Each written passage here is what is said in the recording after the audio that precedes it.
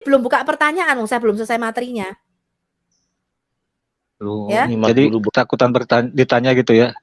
Ketakutan. Kalau ketakutan saya seperti Ahmad Kainama dan seperti polemikus muslimul lain, Pak. Saya enggak kasih link kalau ketakutan. Ya. Terus nanyanya kapan? Loh, kamu diadopsi. Jadi iblis itu waktu masih kecil diadopsi sama para malaikat. Aduh. Kenapa ini bisa jalan sini? Iblis hidup bersama para malaikat. Jadi iblis ini diadopsi, ya. Dijadikan anak angkat pada waktu masih baby. Tafsiran para imamu ya. Iblis ini tauhid loh, Pak. Karena dia tidak mau menyujud, dikatakan iblis ini tauhid, dia tidak mau sujud selain kepada Allah. Loh, iblis ini muslim yang taat, tapi diusir sama Allah. Kata siapa? Loh, kata tafsirmu, kamu pernah baca?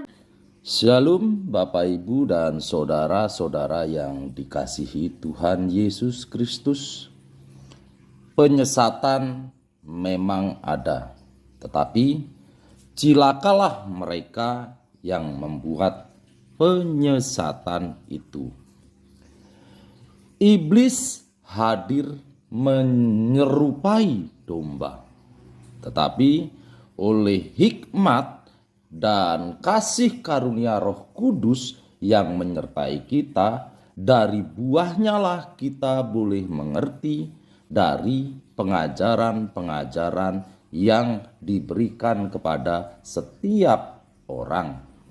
Untuk itu Bapak Ibu dan Saudara yang dikasihi Tuhan Yesus Kristus, channel Hati yang Gembira hadir untuk menyangkal dusta, menyampaikan kebenaran, agar kebenaran itu semua orang boleh menerima dan semua orang boleh menerima keselamatan.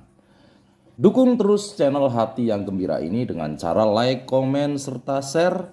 Kita simak setiap video yang ada dengan membuka hati, membuka mata, dan membuka telinga, supaya kita beroleh pengajaran dan pembelajaran dari setiap apa yang boleh kita simak. Jadi orang muslim itu dikatakan akan mengenali Allah dari betisnya. Ya, kita lihat ya. Kita bicara dulu mengenai Kejadian 1 ayat 26. Sama ini muslim selalu mengatakan Allah itu tidak bisa serupa dengan makhluknya. Kalau Tuhan Yesus itu kan dikatakan dia seorang manusia, betul. Ya. Yesus adalah sungguh-sungguh manusia, dia firman Allah yang menjadi manusia, bukan manusia jadi-jadian. Ya, atau manusia diserupakan. Ya. Makanya mereka selalu mengklaim bahwa kalau manusia berarti bukan Tuhan, atau kadang-kadang mereka mengatakan kita mentuhankan manusia. Enggak, manusia sampai kapanpun tidak mungkin ya menjadi pencipta alam semesta. Tapi dia adalah Allah yang berinkarnasi menjadi manusia. Ya. Nah, kalau kita baca The Original Plan of God, ya, saya selalu senang sekali dengan Kejadian 1 ayat 26. Ini akan membukakan banyak hal. Kejadian 1 ayat 26. Berfirmanlah Allah, baiklah kita menjadikan manusia Adam menurut gambar, selem, dan rupa kita, supaya mereka berkuasa atas ikan-ikan di laut dan burung-burung di udara dan atas ternak dan atas seluruh bumi dan atas segala binatang melata yang merayap di bumi. Ya, ini Allah berbicara dalam sidang ilahi. Kata kita ini bukan Trinitas, bukan Bapa, Firman, dan Roh Kudus. Ya, tetapi Allah bicara dalam satu sistem kerajaan yang kita sebut dengan Sot Adonai, El Edah. Ya, yang mereka sebut dengan kerajaan sorga, atau di dalam Alkitab disebut kerajaan dalam dimensi roh, ya, kerajaan langit, ya. Allah kita itu disebut raja sorga atau raja langit, ya. Kemudian Allah berbicara nih, ya. Dia mengatakan kepada Beni Elohim, anak-anak Allah yang ada di dalam dimensi roh, dia membuat patung. Kata selem, ini Anda lihat kata selem ini di dalam Alkitab kita tuh artinya patung. Jadi semua kata selem di dalam Alkitab kita itu berarti patung. Tuhan mengatakan, aku mau membuat patung. Patungnya ini terbuat dari adamah. Adamah itu dari tanah. Dan dia berkata, patung ini akan aku hembuskan nafas hidup ke dalam lubang hidungnya. Dan dia akan menjadi makhluk yang hidup. Dan patung ini akan aku beri nama Adam. Artinya makhluk kemerah-merahan yang terbuat dari tanah. Ya, atau manusia. Dan dia akan mirip dengan kita. Dia akan serupa dengan kita. Dia akan menjadi imam dan raja. Dan mereka akan mempunyai kekuasaan. Kata mereka, supaya mereka berkuasa, itu bahasa Inggrisnya di dalam King James Version lebih jelas. Let them have dominion. Supaya mereka mempunyai daerah kekuasaan atau dominion. Ya, kata let them have dominion, itulah yang membentuk kata kingdom atau kerajaan. Jadi artinya Adam ini menjadi raja. Dan Adam ini menjadi tuan atau penguasa. Juga menjadi imam. Makanya dikatakan mirip dengan kita. Kita ini bukan Bapa, Putra, dan Roh Kudus. Kita ini artinya kerajaan surga. Jadi kerajaan manusia di bumi ini itu diciptakan sama Tuhan ya sebagai cerminan langsung dari kerajaan surga. Di Kejadian 1 ayat 1 dikatakan pada mulanya Allah menciptakan langit dan bumi. Orang Yahudi membacanya enggak begitu. Orang Yahudi membacanya pada awalnya, pada mulanya Allah itu menciptakan suatu kerajaan di dalam dimensi roh. Dia menyebutnya kerajaan surga atau kerajaan langit di dalam Alkitab kita. Dan yang diberi otoritas, dominion, dan kuasa yang dijadikan imam dan raja di dalam kerajaan surga, di dalam Alkitab disebut Bene Elohim, anak-anak Allah. Ya. Kemudian dia memperluas eksistensinya, dia mengextend, dia memperluas kerajaan surga. Dia menciptakan di dalam dimensi ketiga kita atau dimensi fisik kita. Dan Allah menyebutnya sebagai kerajaan manusia. Kita lihat Daniel 4. Ini Daniel 3 ya, saya kasih tahu Anda dulu nih supaya Anda bisa membaca Alkitab dengan lebih jelas. Ya. Daniel 3. Ya, ini yang tadi saya katakan kata Shalem itu artinya patung, teman-teman. Kisah di mana Raja Nebukadnezar itu dikatakan dia membuat Shalem. Shalem itu artinya patung.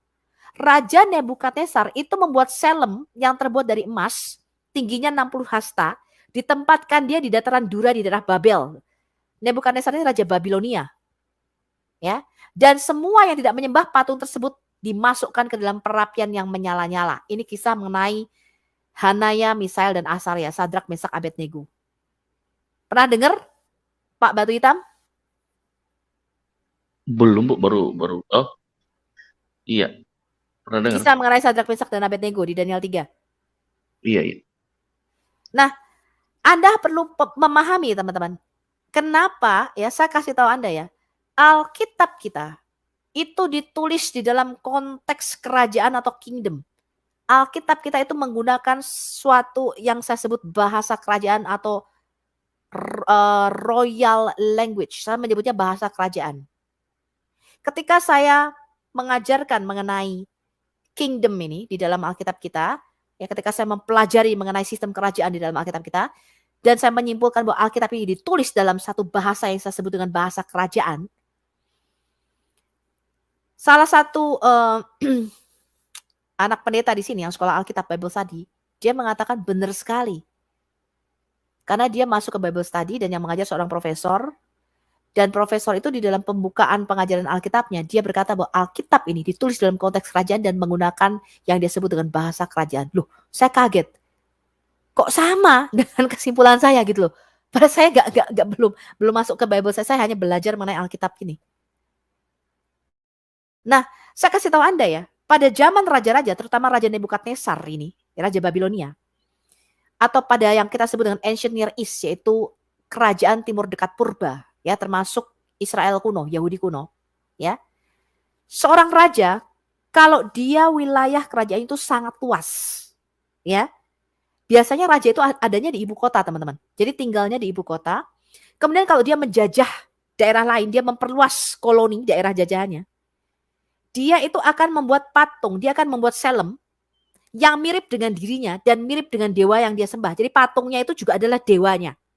Yaitu adalah patung dirinya, tapi juga adalah patung Allah atau patung dewanya yang dia sembah. Dia akan menempatkan Shalem atau sebuah patung di daerah jajahannya ini. Dan patung yang mirip dengan rajanya ini, karena dia nggak ada di situ, ya dia di kantor pusat di daerah ibu kota. Maka semua orang harus sujud hormat kepada patung yang merupakan representatif atau perwakilan daripada dirinya, karena dia tidak ada di daerah itu. Dan barang siapa merusak patung ini, tidak hormat pada patung ini, ya itu hukumnya mati, teman-teman. Sama saja melawan raja dan sistem kerajaannya. Makanya Raja Nebukadnezar mengerahkan bahwa semua penduduk di dalam wilayah kerajaannya, kalau Anda baca kisah Daniel 3, Ya, semua penduduk di dalam wilayah itu harus sujud menyembah kepada patung emas atau selem yang dibuat oleh Raja Nebukadnezar. Dan barang siapa yang tidak menyembah itu akan dimasukkan ke dalam perapian. Anda tahu kenapa kisah ini ada di dalam Alkitab kita? Ketika Allah berkata bahwa dia akan memperluas, dia bicara dalam satu sidang ilahi para malaikat, para Beni Elohim atau anak-anak Allah. Dia mengatakan, aku akan memperluas kerajaan kita di bumi. Dan yang akan aku berikan otoritas atau kuasa di bumi adalah Bani Adam. Nanti kita baca Daniel 4. Adalah manusia yang aku akan buat dari tanah. Ya, dan dia akan menjadi seperti kita. Artinya dia akan mempunyai suatu sistem kerajaan. Ya, dia akan mempunyai suatu hukum kerajaan. Kerajaan sorga dan kerajaan bumi ini harus tunduk terhadap yang disebut dengan Raja Sorga atau Raja Langit. Allah kita itu disebut Raja Langit atau Raja Sorga. Ya, ketika dia mengatakan aku akan memperluas kerajaan sorga di dalam dimensi fisik, ya, dia membuat selem. Adam ini dijadikan selem atau perwakilannya di bumi. Dan segala sesuatu ditundukkan di bawah kaki manusia atau di bawah kaki Adam. Barang siapa yang tidak sujud menyembah kepada Adam, itu hukumannya mati, teman-teman. Makanya ketika Yesus itu turun, ya, kenapa ketika Yesus itu turun ke dalam kerajaan Bani Adam, dia itu harus menjadi manusia. Karena karena daerah otoritas di bumi itu diberikan hanya kepada manusia. Yaitu yang mempunyai tubuh tanah liat. Barang siapa tidak mempunyai tubuh jasmani, dia ilegal. Dia tidak bisa berada di bumi.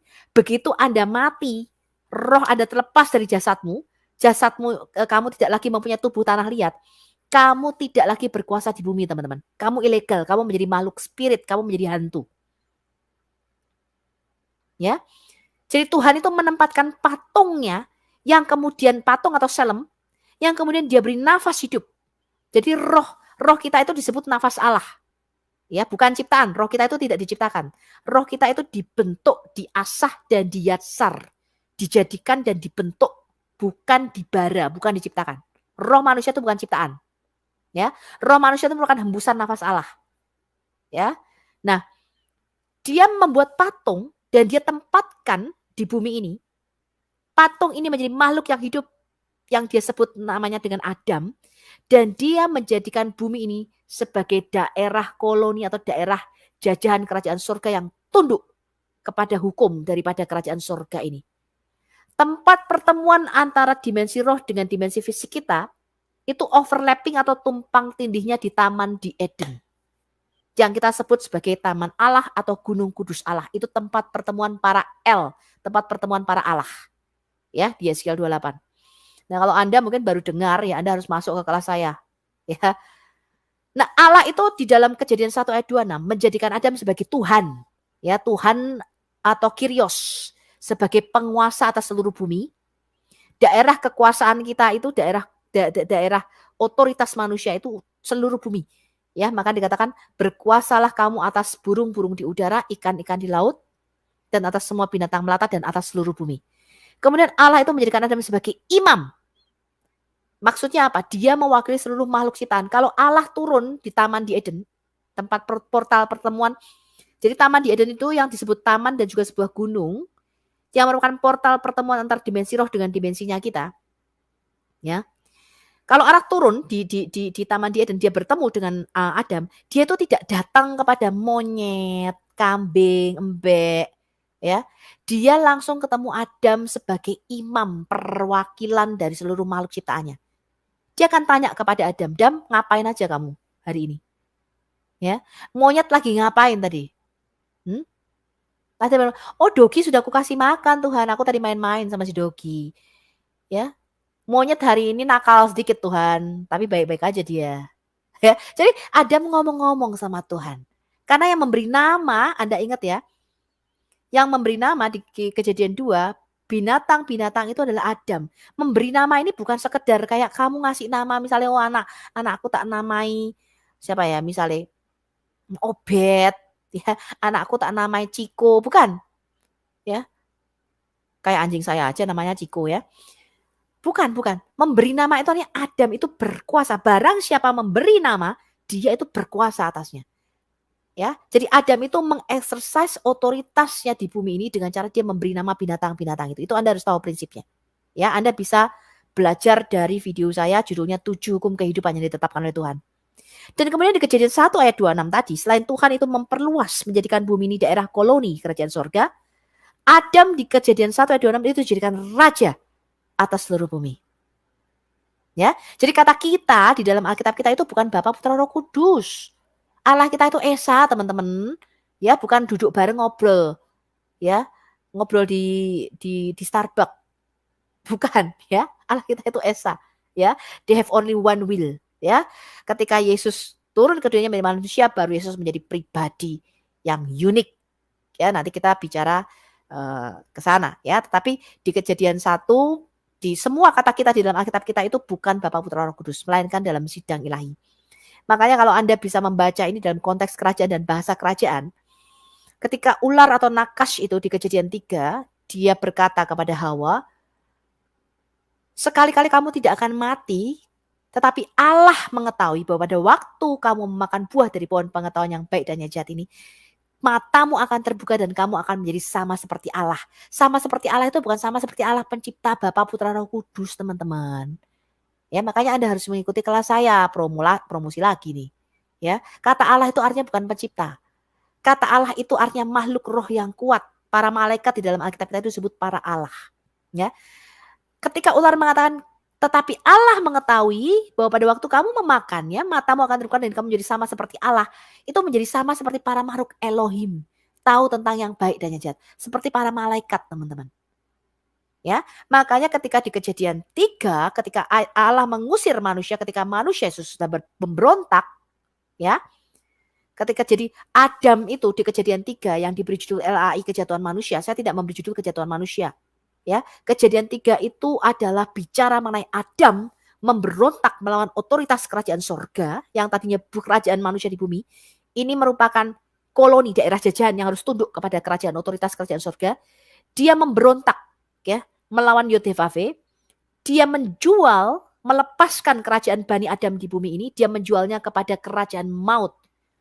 Ya, sehingga seluruh kita ini berada di bawah kuasa maut karena Adam yang pertama itu sudah memberontak dan dia menjual kita semua ke dalam kerajaan maut yang dikuasai oleh penguasa kerajaan angkasa yaitu iblis di Efesus 2 ayat 1 dan 2. Ini Anda mesti tahu. Itulah sebabnya manusia sudah berada di dalam kerajaan maut dari sejak zaman Adam. Itulah kabar buruknya, teman-teman, bahwa kita semua mati oleh karena dosa pemberontakan satu orang. Ya, oleh karena pemberontakan satu orang yaitu Adam, maka dosa masuk ke dalam dunia dan kematian menjalar kepada kita semua. Karena kita semua sudah berada di bawah kerajaan maut dijual sama Adam. Karena itu Yod-Heh-Vav harus turun, dia mengutus firman-Nya menjadi manusia, ya, untuk membebaskan kita dari kerajaan maut. Itulah yang dilakukan. Makanya dia harus turun menjadi manusia mati. Kenapa dia harus turun ke dalam kerajaan maut? Karena kita semua sudah berada di dalam kerajaan maut, teman-teman.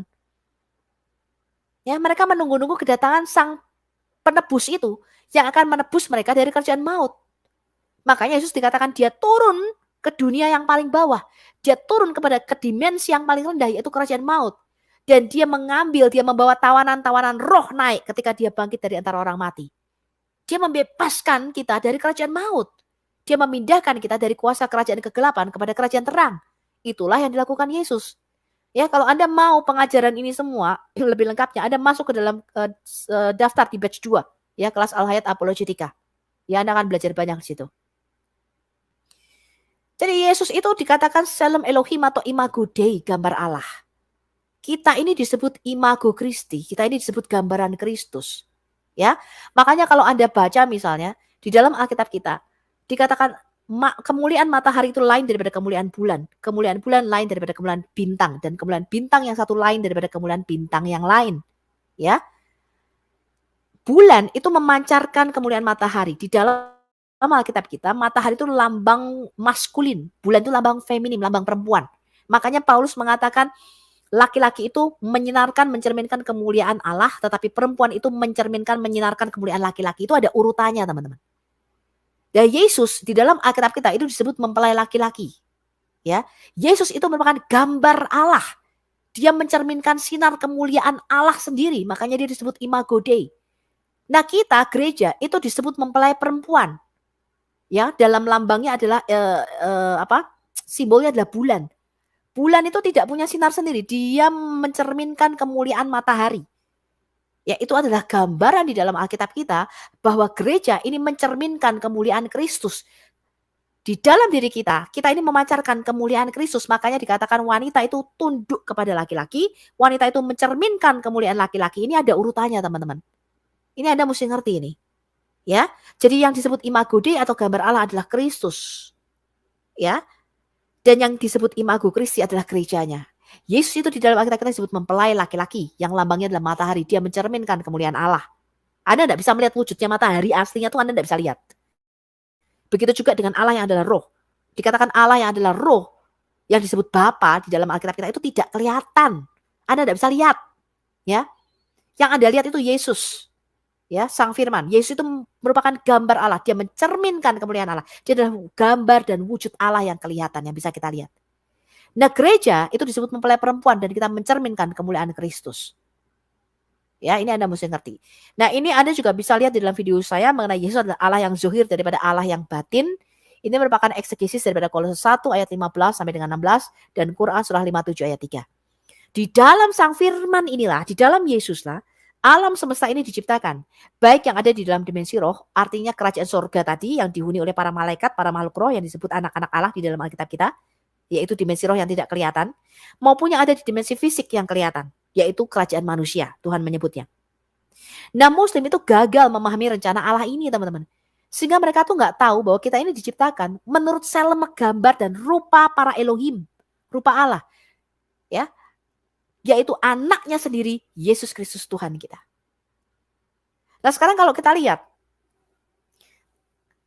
tadi kita sudah melihat original plan, rencana Allah yang besar, ya, di dalam Kejadian 1 ayat 26.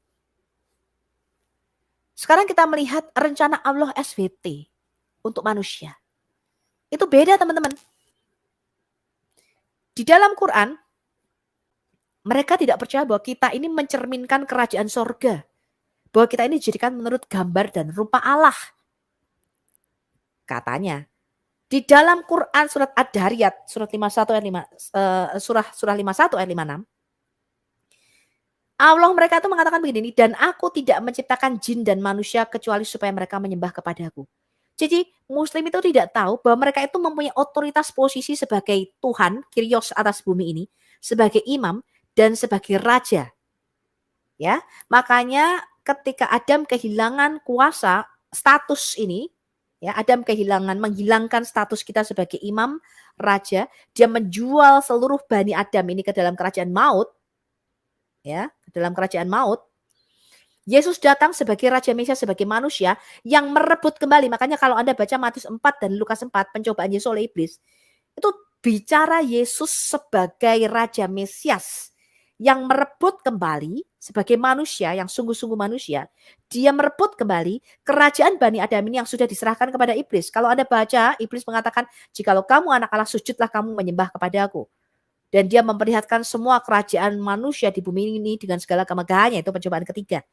Dan iblis mengatakan, kalau kamu sujud menyembah kepadaku, ya, maka aku akan memberikan semua kerajaan manusia ini kepadamu.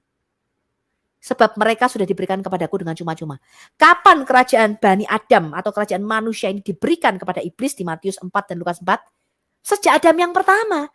Adam yang pertama itu sudah menjual kita ke dalam kerajaan maut, teman-teman. Makanya dikatakan tidak seorang pun bisa lepas dari kerajaan maut.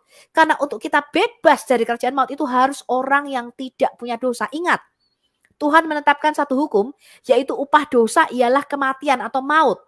Begitu kita berdosa, kita masuk dalam kerajaan maut. Untuk membebaskan kita dari kerajaan maut, itu harus orang yang tidak punya hutang, tidak punya dosa. Tetapi Alkitab mengatakan semua manusia telah berbuat dosa, dan kita semua telah kehilangan kemuliaan Allah.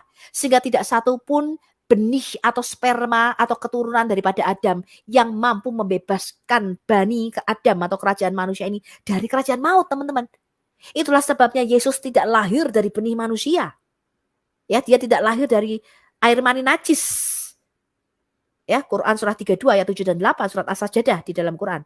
Dia harus tidak boleh lahir dari benih manusia. Dia harus tidak mempunyai dosa asal. Itulah sebabnya dia lahir dari seorang perawan Maria.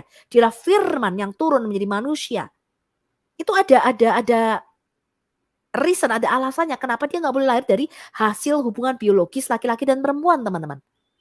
Karena dia tidak boleh mempunyai dosa asal yang sudah dibawa dari sejak zaman Adam, yang sudah diturunkan kepada kita.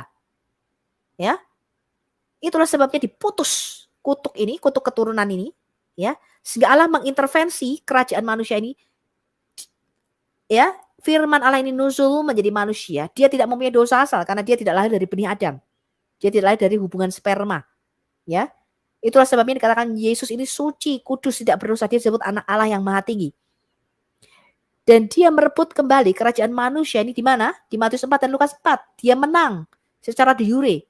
Secara de facto-nya dia menang ketika dia disalibkan. Ya, dia benar-benar melunasi hutang dosa kita. Makanya Paulus mengatakan bersamaan dengan kematian Yesus di atas kayu salib, maka dipakukannya, dilunaskannya surat hutang kita. Jadi dosa di dalam Alkitab itu sama dengan hutang, teman-teman. Nah, konsep kerajaan ini itu merupakan dasar dari kitab Kejadian sampai Wahyu. Saya akan tunjukkan kepada Anda kalau Anda masuk di dalam pengajaran Bible Study Al-Hayat Indonesia. Dari Kejadian sampai Wahyu itu bicaranya cuma satu, konsep kerajaan dan bagaimana mengembalikan kerajaan manusia ini lepas daripada kerajaan maut. Maka Yesus mengatakan di dalam doa Bapa kami yang ada di sorga, kata Yesus, kalau kamu berdoa, berdoalah seperti ini, dikuduskanlah namamu, datanglah kerajaanmu, dan jadilah kehendakmu di bumi. Jadi Yesus itu menyatukan kembali dimensi roh kerajaan sorga untuk turun di bumi supaya otoritas kerajaan sorga itu kembali memerintah di bumi kita, teman-teman. Ngerti ya ini ya? Makanya nanti di Wahyu 21 ya, di langit yang baru dan bumi yang baru, Tuhan Yesus sekali lagi menyatukan dimensi roh. Dikatakan Yerusalem baru itu turun ke bumi. Dia menyatukan dimensi roh dan dimensi fisik kita. Dan dikatakan sekali lagi Allah bertahta atau bertabernakel, berkemah di tengah-tengah umatnya. Itu semua ada artinya. Jadi Kejadian sampai Wahyu ini hanya bicara konsep kerajaan. Ini yang tidak diketahui Muslim, teman-teman.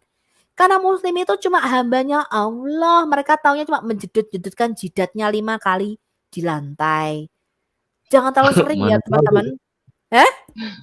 Mana tahu dia, Bu, yang Muslim kayak gini. Iya, padahal kalau kita baca Alkitab jelas kan, Pak, yang saya katakan tadi. Iya, jelas. Iya, Yesus selalu bicara khotbahnya tentang Injil Kerajaan Sorga.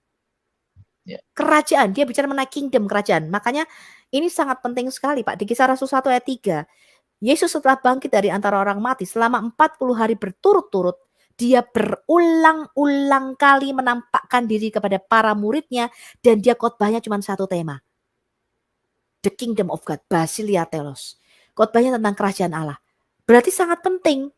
Bukan tentang agama, Pak. Yesus tidak datang membawa agama Kristen, apalagi agama Islam. Yesus datang membawa kerajaan. Dia memulihkan lagi. Makanya ketika malaikat Gabriel datang kepada Maria, ingat apa perkataan kata malaikat Gabriel? Yesus akan datang membawa agama Kristen? No. Dikatakan dia akan menjadi Raja Mesias. Dia akan duduk di atas tahta Daud, betul? Dan dia akan memerintah atas kaum keturunan Yakub sampai selama-lamanya dan kerajaannya kekal. Dia bicara kerajaan, Pak, nggak bicara agama Alkitab kita. Iya, betul. Nah, Muslim nggak tahu ini. Ngertinya cuma aku tidak menjadikan jin dan manusia kecuali untuk menyembahku. Kalau Anda nggak percaya, tanya Muslim. Saya berdebat di TikTok. Mereka taunya cuma ini. Kalau saya tanya tujuan hidupmu itu apa? Atau saya tanya, kenapa Tuhan menciptakan kamu? Ya ini. Tidaklah aku menjadikan jin dan manusia kecuali untuk menyembah kepadaku. Tetapi Alkitab tidak mengatakan demikian. Makanya tujuan mereka itu surga, betul? Iya. Betul. Kalau Anda tanya Muslim, ya saya kasih Anda 1 miliar kalau jawabannya selain ini. Tujuan kita, Bu, adalah ke Jannah. Di mana di bawahnya ada sungai-sungai mengalir. Ada bidadari-bidadari berdada montok, bervagina rapat yang bertele-telekan di dipan. Betul? Tujuan mereka ke sana? Ada sungai arak dan sungai susu. Loh, kalau kamu tidak percaya tanya Muslim. Saya kasih kamu 1 miliar kalau jawabannya bukan ini. Tetapi Alkitab mengatakan tidaklah demikian, itu tujuan agama. Agama itu tujuannya ke surga. Tetapi Alkitab mengatakan tujuan kita itu memerintah di bumi. Kalau Anda tidak baca Wahyu 5 ayat 10. Baca Wahyu 21. Baca Wahyu 19. Tujuan Allah menciptakan manusia itu di bumi, teman-teman. Kamu tuh nanti nggak di surga. Surga itu sementara. Kamu akan dikembalikan lagi ke bumi yang baru, betul? Ya, betul, Bu. Kita ini memerintah di bumi, bukan di sorga. Ya, itu yang Muslim tidak tahu. Saya lanjutkan ya. Kalau Anda pengen tahu ini lebih jelas, masuk ke kelas Al-Hayat ya. Oke, nah Muslim itu tidak tahu yang namanya konsep kerajaan. Tetapi lucunya, ya ini ada 4 ayat di dalam Quran. Quran surah 2 ayat 34, surah 17 ayat 61, surah 18 ayat 50, surah 20 ayat 116. Kalau saya tanya sama Muslim, ya, dikatakan ketika kami berfirman kepada para malaikat kami, ini katanya si Allah, saya nggak tahu juga kami ini siapa, rombongan, ya. Ketika katanya si kami ini menciptakan Adam, si kami ini berkata kepada para malaikat, sujudlah kamu kepada Adam. Disuruh sujud kepada manusia, teman-teman. Para malaikat. Lalu maka sujudlah mereka kecuali iblis. Lah malah iki sing rak sujud iki malah diusir dari sorga. Iblis itu enggan dan takabur, ia termasuk golongan orang-orang kafir. Kalau Anda baca, maka iblis ini kemudian dibilang rebellious, dia memberontak dan dia diusir karena dia nggak mau sujud kepada manusia, kepada Adam. Jadi kalian tuh mengatakan manusia kok disembah, betul? Anda sering dengar itu enggak? Iya, sering. Kristen menyembah manusia, betul? Iya. Betul, Bu. Dan saya tanya, ini kenapa Allah kok suruh sujud menyembah manusia, saya tanya. Saya kasih Anda 1 miliar kalau jawaban Muslim tidak seperti ini. Di sini Allah itu, Bu, mencobai ketaatan. Betul? Jadi semua harus taat. Allah suruh nyemplung sumur. Padahal dikatakan di dalam Quran surah Petir, surah Arad, surah 13 ayat 15. Ya, surah Petir ini, surah Guntur katanya.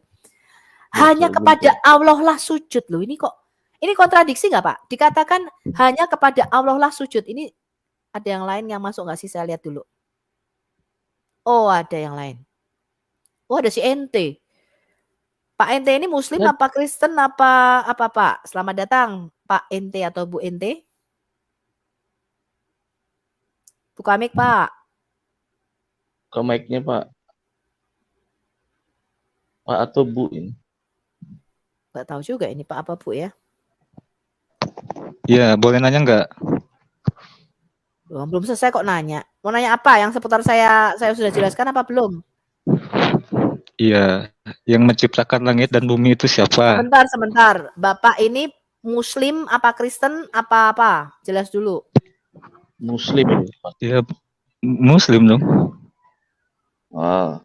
Ya dengerin dulu. Oke, sekarang kalau Bapak Muslim, saya tanya sama sampean. Nih, saya tanya ya, saya share screen nih. Mengapa di dalam Quranmu dikatakan Quran surah 2 ayat 34. Anda bisa lihat share screen saya enggak? Iya. Quran surah 2 ayat 34, surah 17 ayat 61, surah 18 ayat 50, Quran surah 20 ayat 116. Kenapa ini kami ini siapa Pak di sini, Pak? Kami itu siapa? Kami. Ya Tuhan dong. Oh, Tuhanmu kasih kami. Ya. Tuhanmu yang adalah si kami ini berkata kepada para malaikat, suruh sujud kepada manusia. Saya tanya kepada sampean, kenapa Allahmu di 4 ayat ini menyuruh para malaikat sujud kepada manusia, sedangkan di surah 13 ayat 15 dikatakan hanya kepada Allah lah sujud segala apa yang di langit dan di bumi. Baik dengan kemauan sendiri ataupun terpaksa. Loh, ini kan lucu, kontradiksi kan ini? Dan di surah An-Najm ayat 62 dikatakan maka bersujudlah kepada Allah dan sembahlah Dia. Jadi sujud itu hanya kepada Allah, Pak. Baik dipaksa maupun dengan kemauan sendiri. Itu kan sujud kepada Adamnya bukan dalam konteks menyembah itu. Sujud kepada Adam itu bukan dalam konteks penyembahan. Loh, menyembah itu selalu sujud, Pak. Di dalam bahasa Ibrani. Aturan dari mana itu? Aturan itu mana? Bahasanya.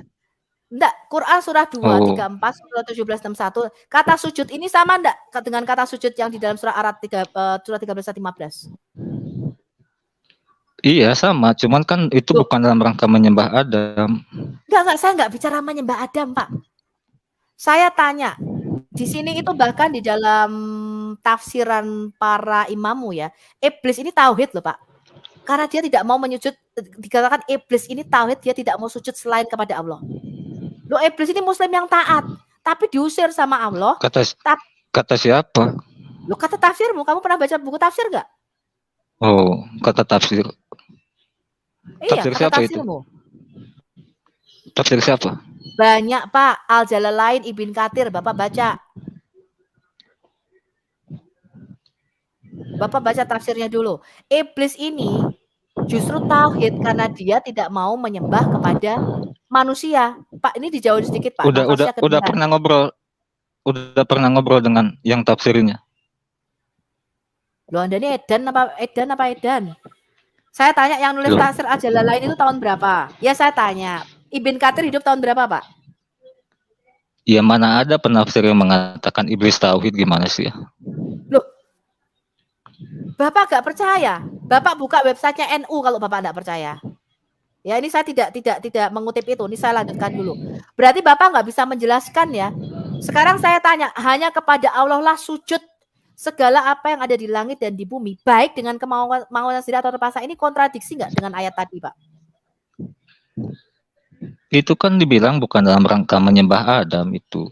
Oke, saya minta ayat dari Bapak. Saya stop dulu nih. Silakan Bapak tunjukkan mana yang dikatakan sujud itu bukan dalam rangka menyembah. Loh, yang dikatakan menyembah Adamnya ada nggak di situ? Kan nggak ada. Saya nggak ngomong menyembah, saya mengatakan sujud. Tadi di surah Ar-Ra'd dikatakan tidak boleh sujud kecuali kepada Allah.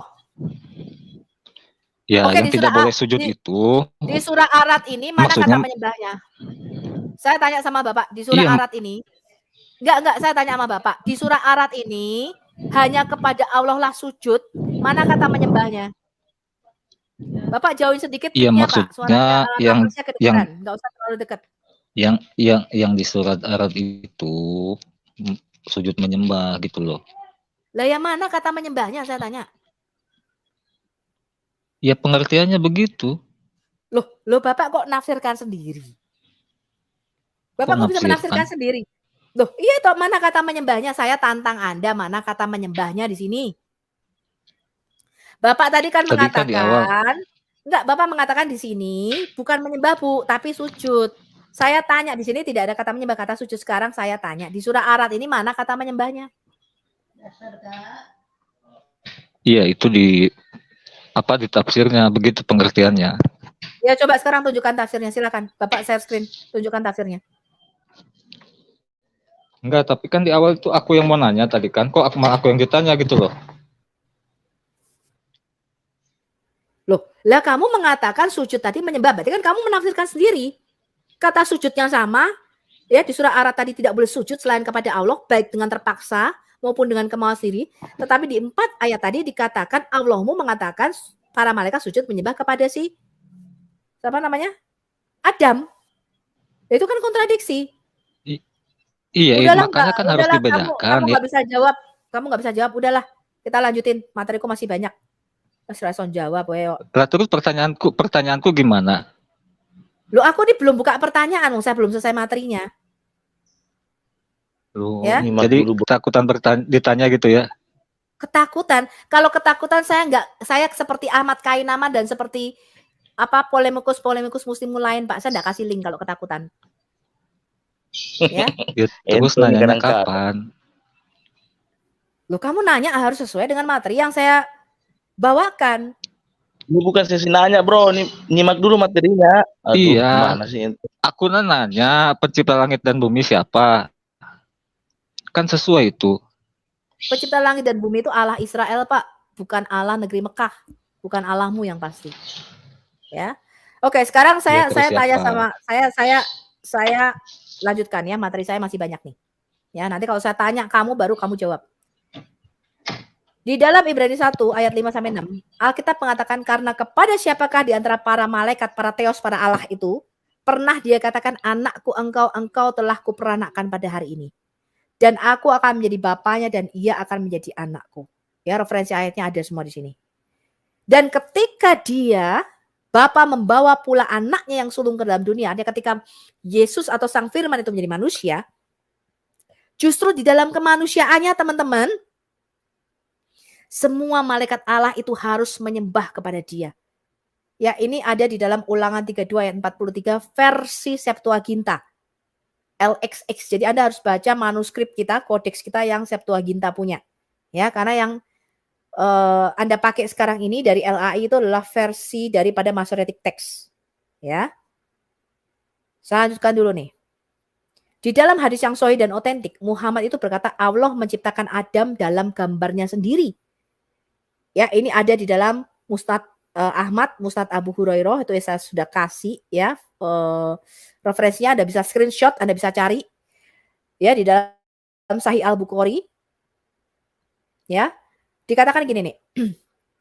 Abdullah bin Ahmad berkata, ayahku Ahmad bin Hambal dan tinggi Adam ini 60 hasta, 30 meter, kira-kira 27,5 meter. Dalam Quran itu Adam itu raksasa ya teman-teman ya, tapi tidak di dalam Alkitab. Tetapi aku tidak yakin apakah dia meriwayatkannya kepada kami atau tidak. Tambahan ini juga ditemukan dalam Sahih Al-Bukhari volume 8 buku 74 nomor 246. Abu Hurairah melaporkan, Muhammad ini berkata, Allah itu menciptakan Adam menurut gambarnya sendiri. Jadi menurut rupanya Allah. Tingginya 60 hasta. Dengan kata lain, baik Allah maupun Adam itu kira-kira tingginya 27,5 meter menurut Muhammad. Ya. Ini lihat ini. Ini adalah website daripada Muslim. Ini bukan websitenya Kristen ya. Dari Abu Hurairah. Dia berkata Allah Azza wa Jalla menciptakan Adam dalam bentuknya tingginya 60 hasta. Ini ada di hadis riwayat Bukhari 6227, hadis Muslim nomor 2841. Kemudian di hadis Sahih Muslim dikatakan jika bentuknya itu maksudnya bentuk kehendaknya, maksudnya. Saya bayar kamu 1 miliar kalau bentuknya ini bentuk kehendaknya. Kamu bisa bahasa Arab nggak? Enggak, saya tantang kamu baca bahasa Arabnya nih Pak, baca Pak. Ini baca Pak bahasa Arabnya nih Pak, baca. Terus Bu Sofi bisa gitu Arabnya. Emang? Loh, saya bukan Muslim. Allah saya Kamu itu, bisa? Allah saya Bro, itu ya tidak hanya bisa bicara bahasa Arab Pak. Tuhan bicara sama saya itu pakai bahasa Indonesia. Ya, sekarang saya tanya kamu baca bahasa Arabnya nih Pak. Enggak. Saya tantang Anda. Anda kan menafsirkan sendiri. Baca nih Pak bahasa Arabnya, baca. Baca nih tuh bahasa Arabnya. Kok menafsirkan sendiri? Bentuknya enggak, itu ya maksudnya. Saya tantang Anda. Bentuk yang dikehendakinya. Bapak bisa bahasa Arabnya enggak? Baca Pak bahasa Arabnya. Yang mana? Loh ini yang di atas nih, baca.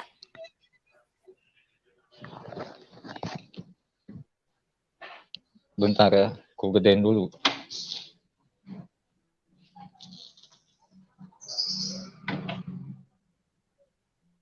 Yang baris pertama.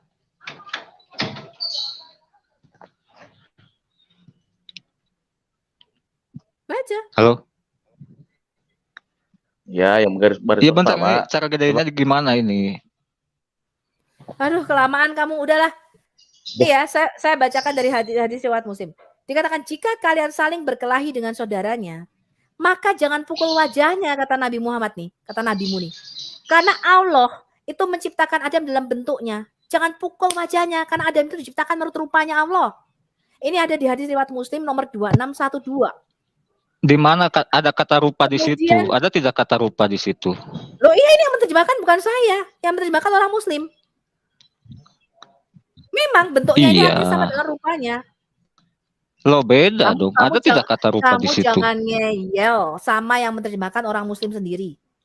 Ya. Loh. Apa? Sekarang saya tanya kamu. Kenapa si Momo? Saya tanya kamu. Kenapa si Momo mengatakan kalau kamu berkelahi jangan pukul wajahnya karena Adam itu diciptakan menurut bentuknya. Coba kamu jelaskan bentuknya sama saya. Di situ pengertiannya apa? Pengertian bentuknya di situ apa? Ya rupanya Allah. Allah itu punya mata dua. Ada tidak kata rupa di situ? Iya, bentuknya ini sama dengan rupanya, sama. Loh, jangan disama-samain dong. Kan nggak ada kata rupa di situ. Saya tanya, kamu jelaskan mengapa nggak boleh dipukul wajahnya? Kenapa nggak boleh dipukul wajahnya? Saya tanya. Iya nggak boleh itu ya. Nggak boleh lah. Masa boleh? Mukul wajah orang. Goblok kira karuan. Loh. Sudah ya, saya lanjutkan aja ya. Dikatakan dalam riwayat lain dari Abdullah bin Umar, ya, sim nabimu ini ngomong gini nih. Sesungguhnya Allah menciptakan Adam dalam bentuk Ar-Rahman. Saya tanya, Ar-Rahman ini siapa? Iya, pengertiannya di situ apa? Kok pengertian situ apa? Lo jelas ini tuh ulama-ulama sunnimu mengatakan bahwa Allah itu memang punya wajah. Makanya dikatakan di dalam Quranmu di hari kiamat nanti semuanya akan musnah kecuali wajah Allah. Makanya si Abdul Somad mengatakan memangnya wajah Allah ini kayak Angry Bird. Semuanya akan musnah kecuali wajahnya Allah. Betul nggak di dalam Quranmu dikatakan demikian? Iya, itu ayatnya ada, cuman dikatakan itu sama dengan rupa manusia di mana? Kan nggak ada itu. Sudahlah, Alayubi. Sekarang aku bacakan lagi ya. Memang ini goblok ya kayak gini. Nih, nabimu berkata gini ya. Pertanyaan aku gimana? Maksudnya, jika seseorang kamu memukul, maka hendaklah dia menjauhi wajah karena sesungguhnya Allah menciptakan Adam menurut rupanya. Ini kan jelas, betul nggak Pak Batu Hitam? Iya, betul. Nah itu, Ayubi. Maksudnya, ini loh, nih, janganlah kamu menghina wajah seseorang karena sesungguhnya Allah telah menciptakan Adam menurut rupa Ar-Rahman. Ar-Rahman ini siapa? Saya tanya. Tetangganya Ayubi mungkin, Bu. Oh, ini tetangga. Kan aku bilang, nyaknya di situ maksudnya kehendaknya gitu loh. Iya, nyanyi aku bilang tadi gitu. Al-Rahman ini tetanggamu. Al-Rahman ini loh siapa? Tak tanyai. Enggak, Bu. Dia kan iya, itu siapa? Berarti menurut kehendak Allah itu sendiri, maksudnya begitu. Cocok. Al-Rahman ini siapa? Tetanggamu? Bukan artinya sama dengan manusia itu. Loh sama. Bahkan ya, saya akan tunjukkan sama kamu ketika Adam itu diciptakan masih berupa patung kosong karena dia dijemur 40 tahun di dalam kitab tafsirmu. Saking miripnya dengan Allah, malaikat itu mau salah sujud menyembah kepada Adam. Tetapi iblis ada kata sama tidak? Lubang. Ada. Saya tunjukkan ada sama kata kamu. sama tidak di situ? Iya, sama.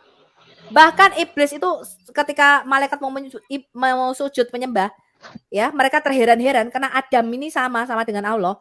Iblis bilang, tunggu dulu. Iblis itu masuk melalui lubang mulutnya Adam atau lubang hidungnya Adam. Yang ini saya tunjukkan, ini ada di sini. Keluar lewat lubang duburnya Adam.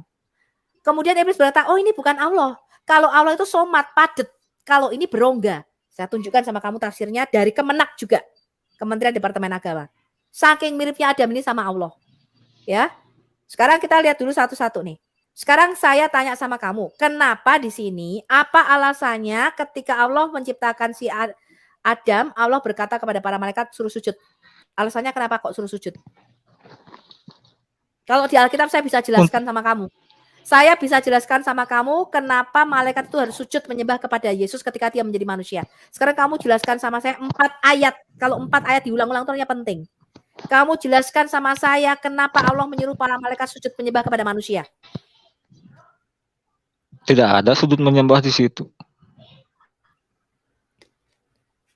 Saya tanya, sujud itu boleh enggak kepada manusia? Tidak boleh. Tidak boleh sujud menyembah kepada manusia. Berarti Allah ini kafir. Kalau udah Tuhan yang sendiri yang suruh, apa masalahnya? Saya tanya, bolehkah di dalam Islam sujud menyembah kepada manusia? Secara umum tidak boleh. Secara umum tidak boleh. Oh, secara umum nggak boleh. Ya sekarang saya tanya, kenapa Allahmu ini? Ya itu kan karena Tuhannya sendiri yang suruh. Apa yang salah di situ? Saya tanya alasannya. Alasannya nggak ada keterangannya, nggak ada keterangan alasannya di situ. Memang Alayubi pinter-pinter. Ya bodoh itu memang anugerah Alayubi, tapi jangan diborong. Kan memang nggak ada keterangannya. Kenapa disuruh sujud di ayat itu kan? Memang disuruh saja. Iya, aku tanya gini loh Alayubi. Saya tuh tanya, kamu tadi mengatakan sujud itu tidak boleh kepada manusia. Betul apa enggak?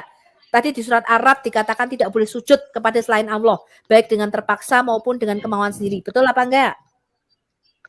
Kecuali Tuhan sendiri yang suruh. Ya betul. Loh kok goblok? Berarti surat Ar-Ra'd tadi perkataan siapa? Kita baleni meneh Makanya lho kan kalau itu itu kan pengecualian, dah aku bilang. Bukan saya tanya. Aduh, ala Yupi, kamu nih kok ya goblok ora meningkat. Surat Arad ini perkataan siapa? Iya, itu secara generalnya begitu. Cuman kan ada pengecualian di yang sujud kepada Adam Oke, itu. sekarang saya tanya. Ketika Allah mau berkata hanya kepada Allah lah, ini Allah kok berkata hanya kepada Allah lah ya, aku ya bingung. Harusnya kan hanya kepada akulah, betul nggak teman-teman? Iya, betul, Bu. Berarti Bu Sofi Tuhan. Loh, enggak yang ngomong ini Lah. siapa tahu saya tanya. Loh, katanya kepada aku tadi. Loh, ini yang mengatakan Allah apa bukan? Iya, kalau itu salah yang benar gimana? Loh, ya kalau ini yang berkata Allah ya harusnya hanya kepada akulah. Harusnya berfirmanlah Allah. Loh enggak, kalau di Alkitab begitu Allah Yubi. Di Alkitab itu berfirmanlah Allah. Akulah yang menjadikan langit dan bumi. Dan nek Qur'anmu enggak, Qur'anmu dialah. Berarti Bu Sofi mencipta langit dan bumi gitu. Wah, goblokmu ora nambah-nambah. Katanya akulah tadi.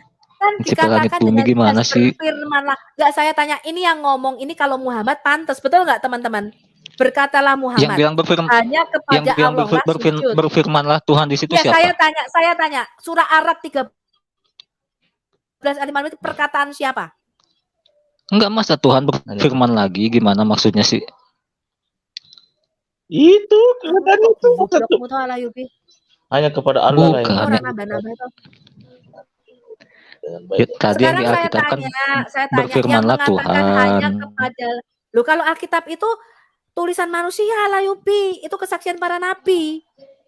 Para berarti nabi bukan itu firman Tuhan. Firman Allah dan dituliskan. Loh, Alkitab itu bukan kitab gedebuk kayak Qur'anmu. Kalau Qur'anmu kan kitab gedebuk.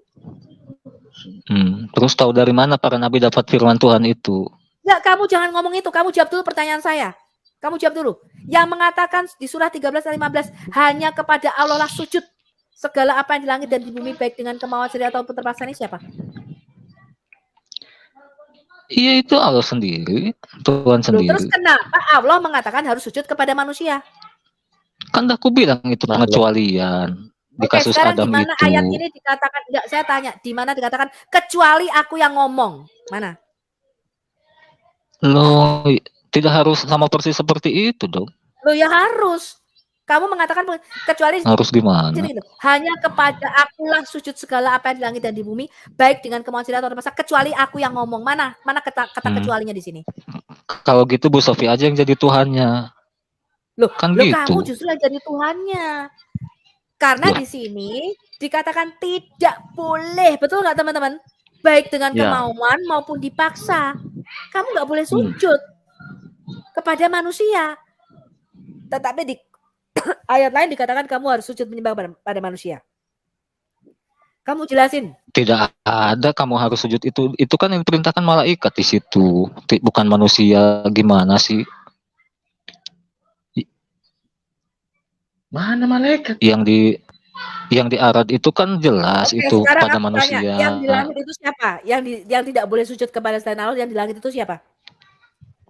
Malaikat apa manusia? Di mana ada di langit di situ? Ini loh, segala apa yang di langit ini apa?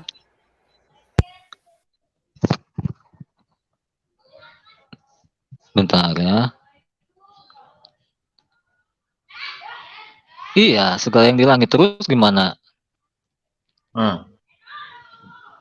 Manusia ada segala di langit tidak? Kan tidak ada. Bodoh kamu, malaikat itu di langit bukan, di surganya Allah bukan. Malaikat di langit, terus? Lu enggak, saya tanya, malaikat kalau di tempat malaikat itu rumahnya di mana tuh, aku pengen tahu. Jangan-jangan rumahnya dekat rumahmu lagi. Padahal. Yang jelas malaikat itu di alam yang berbeda dengan manusia. Terus kenapa? Sekarang saya tanya, segala yang ada di langit dan di bumi ini apa saja? Iya, mencakup malaikat. Oke, mencakup malaikat. Terus kenapa? Goblok mikir. Ini ayat ini mengatakan tidak boleh sujud selain kepada Allah, baik dengan kemauan sendiri maupun terpaksa. Sekarang kamu jelaskan kenapa di situ dikatakan si Allahmu ini, si kami, mengatakan kepada para malaikat yang ada di langit sujud kepada Adam. Kan udah dijawab karena Tuhan sendiri yang memerintahkan. Gimana sih? Mana? Oke, berarti di surat 13 ini bukan Allah yang memerintahkan. Loh, makanya kan aku bilang itu ada pengecualian yang sujud pada Adam itu. Kamu ini goblok ra karwan, aduh, goblok rantek-entek wis aku males. Jangan-jangan ini gimana sih? Gawe kemenak ini kayaknya.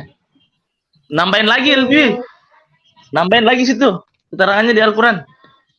Sekarang kalau misalkan gitu. ada raja, dia membuat aturan, kapanpun dia membuat aturan lain daripada itu kan bisa saja, namanya juga raja kan, apa masalahnya? Berarti kalau Muhammad mengatakan kamu boleh nikah hanya dengan 4 orang, dia boleh nikah dengan 13 orang, berarti dia raja, dia Tuhan gitu, bikin aturan sendiri. Kalau kamu nggak boleh ngambil bininya orang, dia boleh ngambil bininya orang. Di sini kan konteksnya yang buat aturan itu kan Tuhan itu sendiri, bukan manusia. Gitu. Iya, di surah Arad tadi kan Tuhan yang bikin aturan nggak boleh sujud selain kepada Allah. Iya, namanya Tuhan kan terserah mau membuat pengecualian di situasi yang lain. Nggak bisa Alayubi. Yang namanya firman itu tidak boleh kontradiksi. Itu kan tidak kontradiksi. Ini sudah bukti bahwa Quran itu tulisannya si Mamat. Termasuk dicampur tulisannya Waraka bin Nawfal. Bener nggak teman-teman? Kan aku bilang yang pertama itu secara umum. Yang Adam ini pengecualian gimana sih? Aduh, goblok ini orang. Allah itu udah bikin aturan nggak boleh sujud, baik dengan terpaksa maupun dengan kemauan sendiri. Kamu kan mudeng-mudeng ya? Iya, kecuali Tuhan sendiri yang memerintahkan. Gimana sih? Kamik yang bukan Yulis, coba. Saya mau tahu pendapat Anda. Sebelum kita lanjutkan. Berarti kamu bukan Islam. Kamu bukan Muslim, lebih. Maksudnya gimana sih? Masa Al-Quran nggak ngerti kamu? Memang betul ya, ternyata IQ-nya orang Indonesia iki rata-rata iki termasuk iki di bawah gorila. Lebih aja, Bu. Udah dijawab dari tadi berulang-ulang, kok ditanya-tanya lagi, diulang-ulang gitu loh. Iya, itu jelas kontradiksi Alayubi. Kamu tuh mbok sadar loh. Sadar. Jadi kamu jadi Alayubi nggak punya analisis itu mengenai konteksnya itu. Nanti aku bilang itu pengecualian gimana sih? Tahu nggak definisi pengecualian itu apa? Nggak ada Alayubi. Ayat-ayat Quran itu mengatakan tidak boleh ada namanya kontradiksi. Gak boleh ada yang satu bilang tidak, yang satu bilang iya. Itu gak boleh. Itu menunjukkan bahwa Quran itu bukanlah firman-Nya si Allah. Betul nggak? Ya sekarang kalau Tuhannya sendiri yang memerintahkan, apa masalahnya di situ? Loh ya, surat Arad itu kan juga Tuhanmu yang memerintahkan gak boleh sujud. Baik dipaksa maupun dengan kemauan sendiri. Artinya iblis itu yang betul nggak teman-teman? Kecuali Tuhan sendiri yang menyuruh, kecuali Tuhan sendiri yang suruh kan gitu. Bukan Alayubi, kamu tuh mbok mikir surat Arad itu Tuhan sudah mengatakan kalau itu Allahmu benar-benar yang berfirman. Aduh, sampai habis nafasku. Allahmu di surat Arad tadi loh sudah ngomong kamu tuh enggak boleh sujud kepada selain aku katanya. Baik dengan terpaksa maupun dengan kemauan sendiri. Itu kan sudah jelas tuh Alayubi. Itu berarti kontradiksi dan bertentangan. Kan dah ku bilang namanya Tuhan ya terserah dia mau suruh yang berbeda mau apa. Mikir orang ini memang betul-betul Tuhan, tolong udah gantian sekarang. Gimana tadi yang pencipta langit bumi sekarang itu? Aku tanya, ini bukan waktunya bukan waktunya untuk Alkitab. Alkitab bahasnya beda enggak di sini. Kamu bahas di channel debat. Ya, ini saya mau tanya kamu, sekarang apa alasannya Allahmu menyuruh para malaikat sujud kepada Adam? Nggak ada keterangannya. Emang Rasul jawab Piki. Tolong dong ada muslim yang lain dong selain yang offlock ini. Emang nggak ada keterangannya disuruh. Emang ada ayat. Sudahlah. Donkey. Potato, one potato, two potatoes. Terus. Tadi kan ada. Ada yang mana? Ditunjukin. Nih, tadi beberapa kaum sufi, ini mana ya? Saya bacakan ya. Beberapa kaum sufi telah menyatakan bahwa iblis ini diwajibkan bersujud di hadapan Adam karena Adam diciptakan dalam gambar keagungan Allah, dalam gambar Ar-Rahman. Ar-Rahman itu nama Allah, ya. dalam gambar keagungan Allah, hidup, nyata, dan berbicara. Ya, ini ada di dalam kitab itu awal apa itu? ayat 6. Loh ya memang kamu orang ngerti, orang tahu belajar. Aliran Ya. sufi kok dijadikan dalil, gimana sih? Loh iya. Ya, dikatakan bahwa Al-Hajjaj dalam kitabnya bernama Tawasin mengapresiasi dan takjub atas apa yang dibuat iblis. Iya, aliran sufi sendiri apa? itu kan aliran yang menyimpang dari Islam yang benar itu. Oh iya. Jadi semua menyimpang kecuali kamu. Kenapa gitu dijadikan data? Loh ini memang data. Loh kalau memang, sufi itu menyimpang, memang bunuh itu menyimpang. kaum sufi. Bunuh kaum sufi. Sufi ini justru orang-orang yang mengikuti Muhammad letterlek apa adanya. Ya, celana mereka cingkrang, mata mereka bercelak. Mereka justru mengikuti sunnah nabimu. Ini dikatakan nih, tidak ada ahli kitab, tidak ada ahli penduduk langit yang memiliki tauhid murni kepada Allah seperti iblis. Ya, iblis itu tauhid. Iya. Itu nggak bisa dijadikan data pendapat orang sufi tadi. Oh, terserah. Suka-suka saya, ini channel saya kok. Apa hak kamu? Ya? Iya, artinya itu kan lemah datanya artinya kan? Enggak. Ya, lemah itu kalau data palsu kayak yang kalian pakai. Yesus menikah, ya diambil dari Injil palsu, Injil Barnabas. Ya, itu memang kalian sukanya ngambil data-data palsu. Ya, makanya di dalam kitabmu Isa itu lahir di bawah pohon kurma. Itu diambil dari Injil Pseudomatius, Injil palsu. Isa membuat burung-burungan dari tanah liat. Itu diambil dari foto Evangelium Thomas. Ya, diambil dari Injil Thomas. Itu data palsu. Iya, aku mau lanjut pembahasan ini aja. Tadi kan yang palsu. Enggak. Kamu jangan menyimpang. Ini bukan saatnya kamu bertanya, saya tanya tentang kamu. Loh. Ya? Tadi katanya kalau di Alkitab Bu Sofi bisa jawab. Kenapa Yesus disuruh disembah? Coba di mana itu dikatakan begitu? Saya tidak membahas Alkitab. Kamu tak turunkan ya? Kamu kalau menyimpang ini saya turunkan ya. Kurang ajar kamu memang. Ya. Saya tidak sedang membahas Alkitab. Saya sudah mengatakan saya membahas Allahmu tuh punya mata, punya tubuh. Sekarang saya tanya kamu sekali lagi. Kamu bisa jawab pertanyaan saya atau kamu saya turunkan? Kalau diskusi itu kan dua arah. Dua arah gimana sih? Saya tidak sedang membahas Alkitab. Kalau kamu membahas Alkitab nanti di channel Al-Hayat Debat Channel. Ngerti nggak kamu? Oh, ampun ini. Jadi nggak bisa nanya sekarang gitu ya? Nggak bisa nanya Alkitab. Saya tanya kamu tentang Quranmu. Kalau kamu nggak mau, saya keluarkan kamu. Ya udah, kali aja. Aku turun dulu ya. Ya memang ya, kamu goblok orang ngerti apa-apa.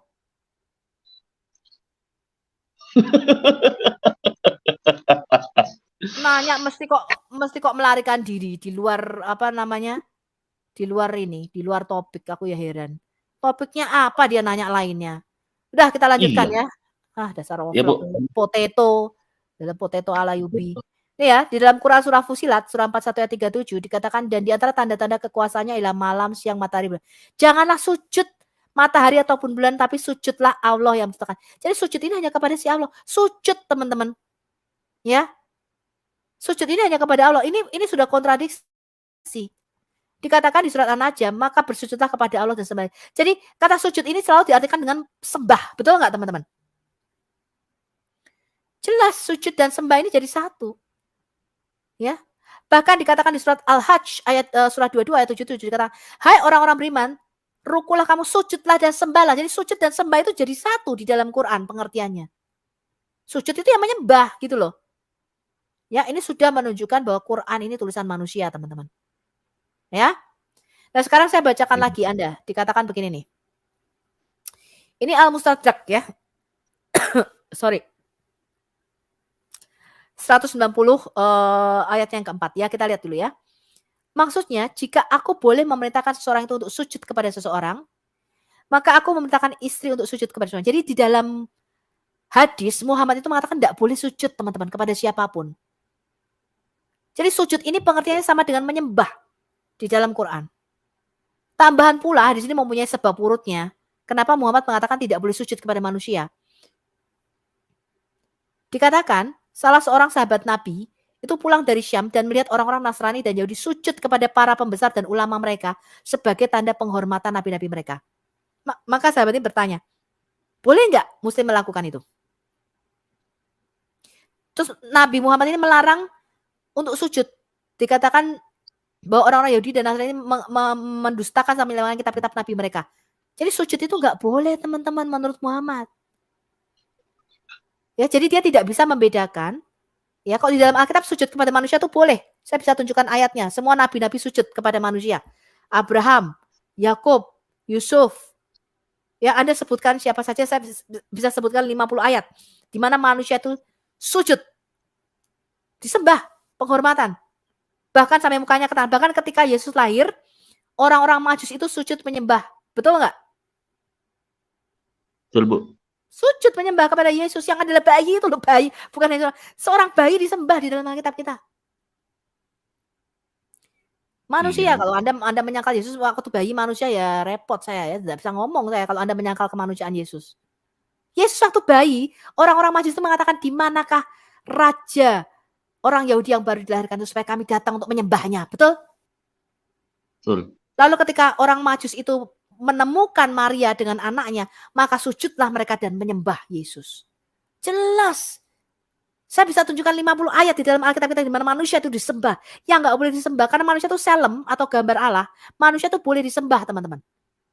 Ya, karena dia merupakan gambaran tipologi daripada Allah. Tadi loh saya sudah tunjukkan sama Anda di Daniel 3.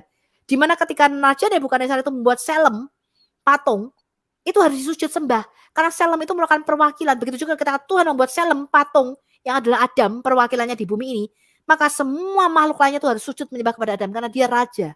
Dia Mesias. Ya. Nah, inilah Adam itu merupakan tipologi daripada Yesus. Ya.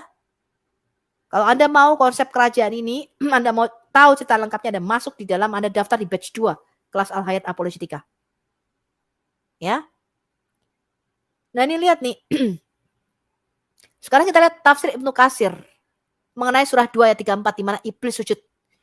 Ibnu Jarir mengatakan, telah menceritakan kepada kami Muhammad Ibnu Bashishar, telah menceritakan kepada kami Adi Ibnu Abu Adi dari Auf dari Al-Hasan yang menceritakan, iblis itu sama sekali bukan termasuk golongan malaikat. Jadi di dalam Quran, iblis itu golongan jin, teman-teman. Dan sesungguhnya iblis itu asalnya dari golongan jin, seperti Adam asalnya dari golongan manusia. Goblok lagi kan, ketika Allah katanya si kami ini mengatakan sujudlah kamu, dia memerintahkan kepada para malaikat untuk sujud, lah iblis ini jin kok nggak sujud malah ditendang sama Allah, ini kan bodoh, bener nggak? Iya, betul. Lah yang disuruh malaikat, lah iblis ini jin bukan malaikat. Iblis gak sujud kok malah ditendang gitu. Karena mereka tuh kebingungan, teman-teman. Ini kontradiksi lagi. Di dalam Alkitab kita, iblis itu bukan jin. Ya. Dia adalah kerub malaikat. Dia disebut Bene Elohim. Anak-anak Allah di dalam Alkitab kita disebutnya. Ya. Oke, saya bacakan lagi. Sunaid Ibnu Daud mengatakan, ini Anda bisa lihat tafsir Kemenak juga ya, tafsir Ibnu Katsir. Telah menceritakan kepada kami Hashim, telah menceritakan kepada kami Abdurrahman Ibnu Yahya, dari Musa Ibnu Numair, dan Utsman Ibnu Said, Ibnu Kamil, dari Said Ibnu Mas'ud yang mengatakan, dahulu para malaikat memerangi jin, dan iblis yang saat itu masih kecil, jadi iblis ini masih baby. Iblis ini diambil dari jin, diambil oleh para malaikat, teman-teman, diadopsi. Jadi iblis itu waktu masih kecil diadopsi sama para malaikat. Aduh, kenapa ini bisa jalan sini? Iblis hidup bersama para malaikat. Jadi iblis ini diadopsi, ya, dijadikan anak angkat pada waktu masih baby, dan ikut beribadah bersama para malaikat. Jadi dididik oleh para malaikat. Ketika para malaikat diperintahkan sujud kepada Adam, mereka sujud kecuali iblis, dia membangkang. Karena itulah disebutkan di dalam firman, kecuali iblis dia adalah dari golongan jin. Ini surah Al-Kahfi ayat 50. Lalu Allah memerintahkan agar dihadapkan kepadanya tanah liat untuk menciptakan Adam. Kemudian tanah itu dihadapkan kepadanya, maka Allah menciptakan Adam dari tanah liat, yakni tanah liat yang baik berasal dari lumpur hitam yang diberi bentuk dan berbau tidak enak. Nah, ini mungkin bau keteknya Adam ya, bau tidak enak. Sesungguhnya pada mulanya dari tanah, kemudian menjadi tanah liat yang diberi bentuk. Allah menciptakan Adam dari tanah itu dengan tangan kekuasaannya. Jadi diciptakan melalui tangannya Allah. Jadi Allah itu membentuk dari tanah liat dengan tangannya. Adam itu didiamkan tergeletak selama 40 malam berupa jasad. Jadi masih patung gitu, teman-teman. Dia tang-atang, dijemur 40 malam, 40 hari. Sedangkan iblis selama itu selalu mendatanginya dan memukulnya dengan kakinya. maka tubuh Adam itu mengeluarkan suara seperti tong tong tong tong tong tong, ngerti ya?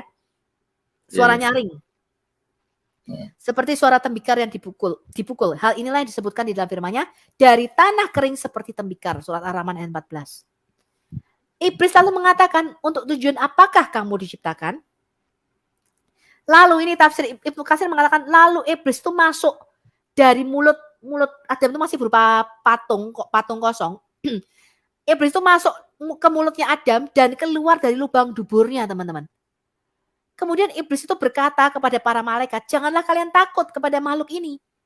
Karena sesungguhnya Tuhan kalian itu somat atau padat. Anda lihat video saya mengenai arti kata samat, ya, ada dua video. Samat itu seperti batu hitam yang licin, padat, tidak berongga. Itu arti kata samat. Di dalam surat Al-Ikhlas, Allahu samad. Ya. Samat, Tuhan kalian itu padat, tidak punya lubang. Sedangkan makhluk ini Adam itu berongga, kata iblis. Jika aku dapat menguasainya, niscaya dia benar-benar akan kubinasakan. Setelah sampai waktu peniupan roh yang dikehendaki oleh Allah, maka Allah berfirman kepada para malaikat, maka apabila kutiupkan padanya sebagian dari rohku, nah ini pengertiannya keliru ya, roh itu artinya nafas Allah, roh itu bukan ciptaan. Ya, di dalam Alkitab kata roh itu dari kata ruah. Ruah itu artinya angin atau hembusan nafas. Ya, kata ruah itu artinya angin atau hembusan nafas. Roh Allah itu artinya hembusan nafas Allah. Ya. Maka sujudlah kalian kepadanya. Ketika roh mulai ditiupkan padanya dan roh itu masuk dari kepalanya. Loh, roh ini malah masuk dari kepalanya Adam. Kepalanya. Maka Adam itu bersin. Hacing. Lalu para malaikat berkata, ucapkanlah alhamdulillah. Maka Adam mengucapkan alhamdulillah.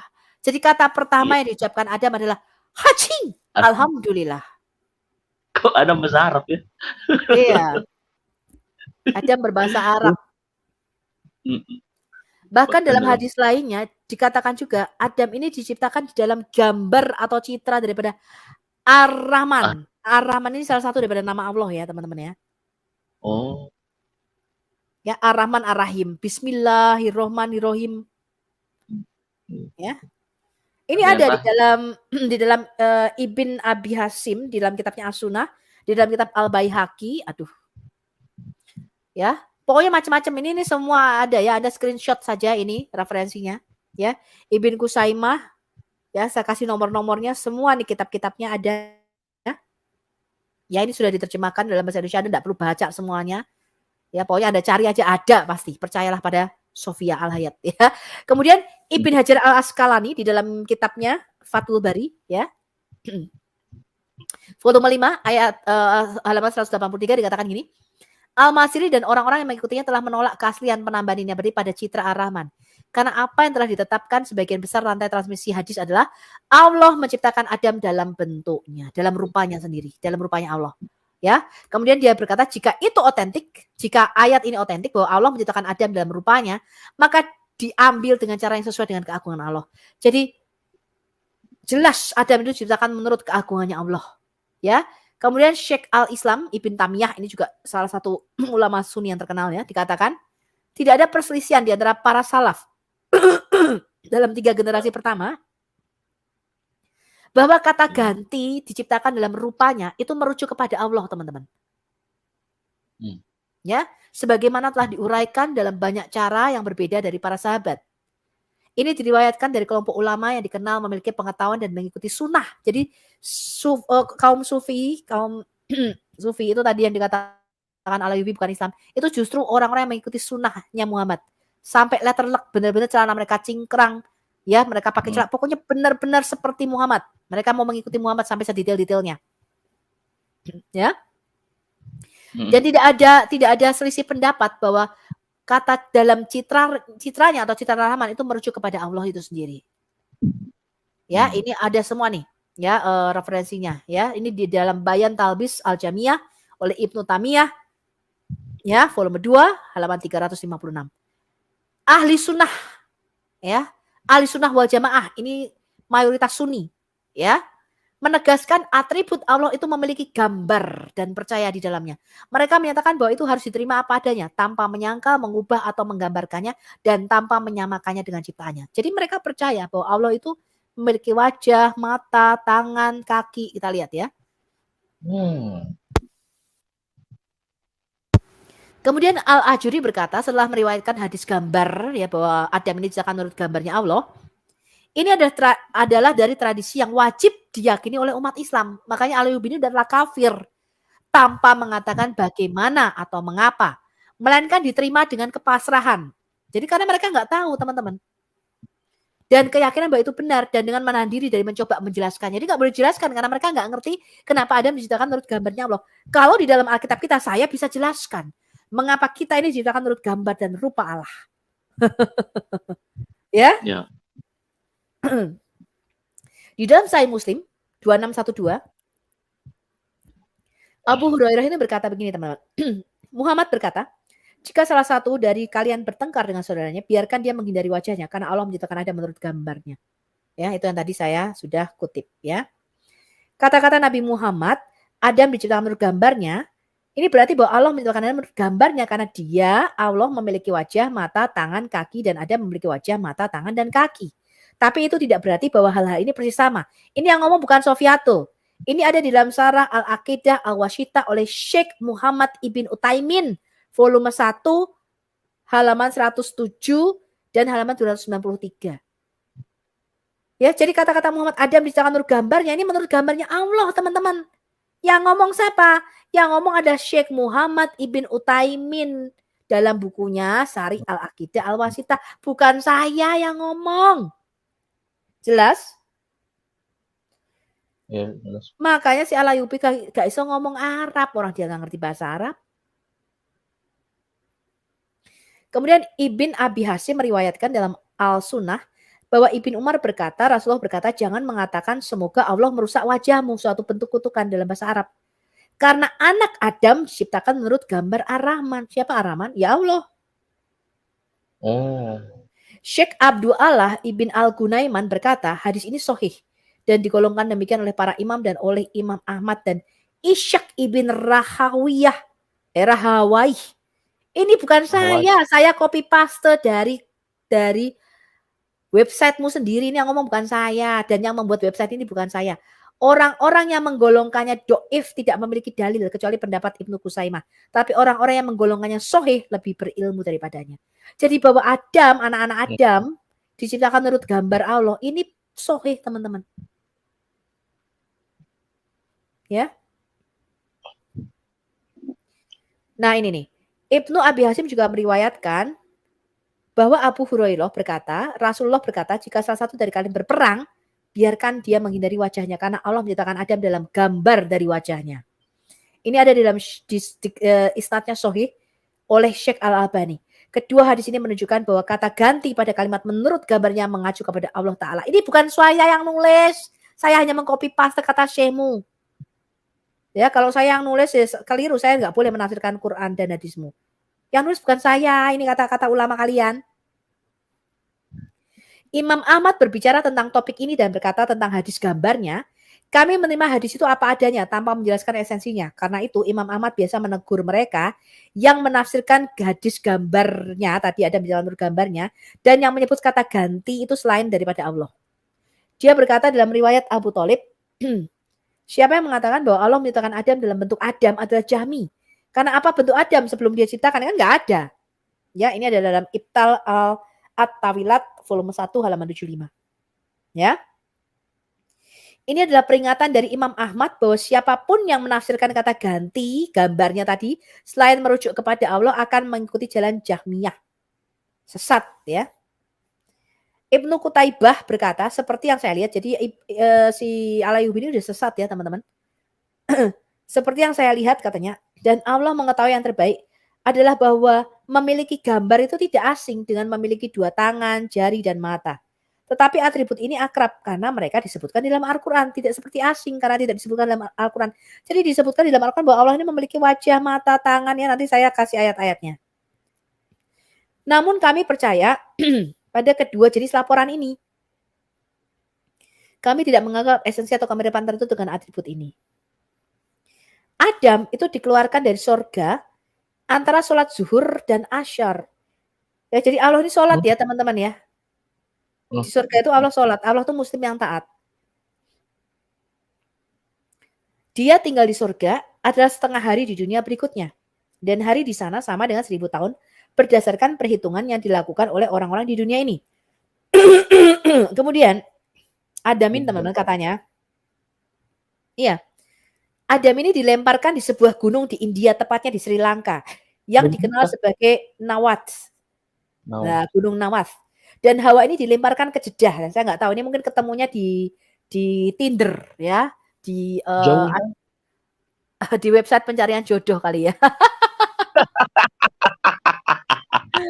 Ini ada di dalam Ibn Sa'd, Kitab Al-Tabakat Al-Kabir, volume 1, halaman 21. Nah, gimana nih menurut Anda? Ini ada lagi nggak muslimnya? Oh, kok muslimnya nggak ada yang masuk sih? Padahal saya sudah membuka link loh ini. Ayo masuk, silakan masuk teman-teman. Kalau nggak ada, saya lanjutkan. Lanjut aja, Bu. Ya, ini lucu ya. Nah, jadi menurut Muslim, Adam ini diciptakan kira-kira 28 atau sampai 30 meter, teman. Lihat, ini manusia sekarang kita. Ini Tyrannosaurus Rex. Ya, ini Brontosaurus. Ini Adam. Sasa dong. Iya. Kemudian kita makin menyusut, Pak. Di dalam hadis riwayat Bukhari, Nabi Muhammad bersabda bahwa Nabi Adam memiliki tinggi 60 hasta dengan rambut yang lebat. Aduh, yang botak-botak ini karena terjadi penyusutan ya. Sesungguhnya Allah telah menciptakan Adam dalam bentuk seorang laki-laki yang tubuhnya sangat tinggi dan rambutnya sangat lebat. Tubuhnya seperti buah kurma yang menjulang sangat tinggi. Bahkan di dalam salah satu kitab, Pak, dikatakan Adam itu karena saking tingginya, kepalanya ini sering terkena awan sehingga agak botak lama-lama. Oh. Ada, tapi saya belum ke sana, saya belum ngambil dari situ.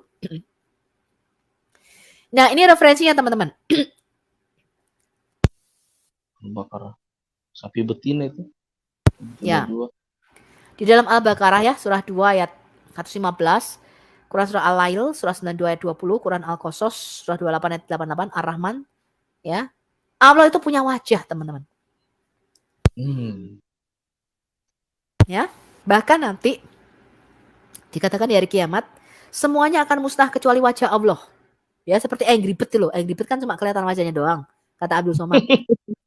Iya. Di dalam surat At-Tur, surah 52 ayat 48, surah Al-Qamar, surah 54 ayat 14, Allah itu punya mata. Allah punya mata. Ya.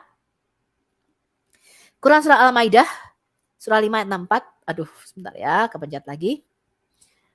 Dan Quran As-Sod, surah 38 ayat 75, Allah itu punya 2 tangan. Dua-duanya sebelah kanan dalam hadis. Ya. Kemudian dalam surah Al-Qalam, surah 68 tadi Allah punya betis yang akan dia singkapkan. Waduh, seksi loh betisnya Allah ini. Lebih seksi daripada betisnya Sofiatul. Di dalam Sahih Al-Bukhari dan Sahih Muslim, Allah itu punya kaki, teman-teman. Bahkan ketika iya, Allah punya kaki, Pak, punya foot.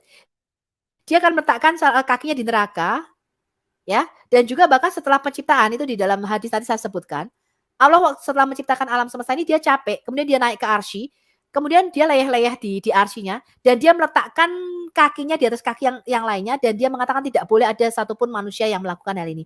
Makanya sampai sekarang muslim itu tidak boleh meletakkan kaki kanannya atau kaki kirinya di atas satu kaki lainnya, Pak. Tidak boleh. Iya. Karena Allah melakukan itu. Capek dia, Pak. Nggak ada yang pijat refleksi waktu itu. Kemudian Allah itu punya 5 jari. Ini ada di Sahih Muslim 2786, Sahih Bukhari 7415, ada juga yang 6 jari, Pak. Ini Musnad Ahmad bin Hambal 4368. Terus yang benar mana itu? Ya itu, makanya saya juga bingung jarinya 5 apa 6 ya. Kalau 6 itu kalau di Alkitab kita itu para Nephilim, para raksasa itu loh, Pak. Jarinya kan masing-masing 6. Iya. Bisa jadi. Ya. Nah, dikatakan ini, dikisahkan oleh Abu Sa'id Al-Khudri, dikatakan kemudian yang Maha Kuasa akan datang kepada mereka dalam bentuk selain yang mereka lihat pertama kali dan dia akan berkata, aku adalah Tuhanmu. Dan mereka berkata, kamu bukan Tuhan kami. Ini di hari kiamat, Pak.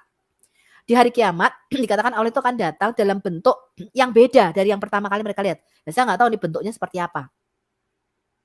Dan dikatakan ini, dan tidak ada yang akan berbicara kepadanya kecuali para nabi. Dan kemudian akan dikatakan kepada mereka, apakah kamu mengetahui tanda yang dengannya kamu dapat mengenalinya? Jadi bagaimana caranya para nabi ini mengenali Allah? Kemudian para nabi ini akan berkata, dari betisnya.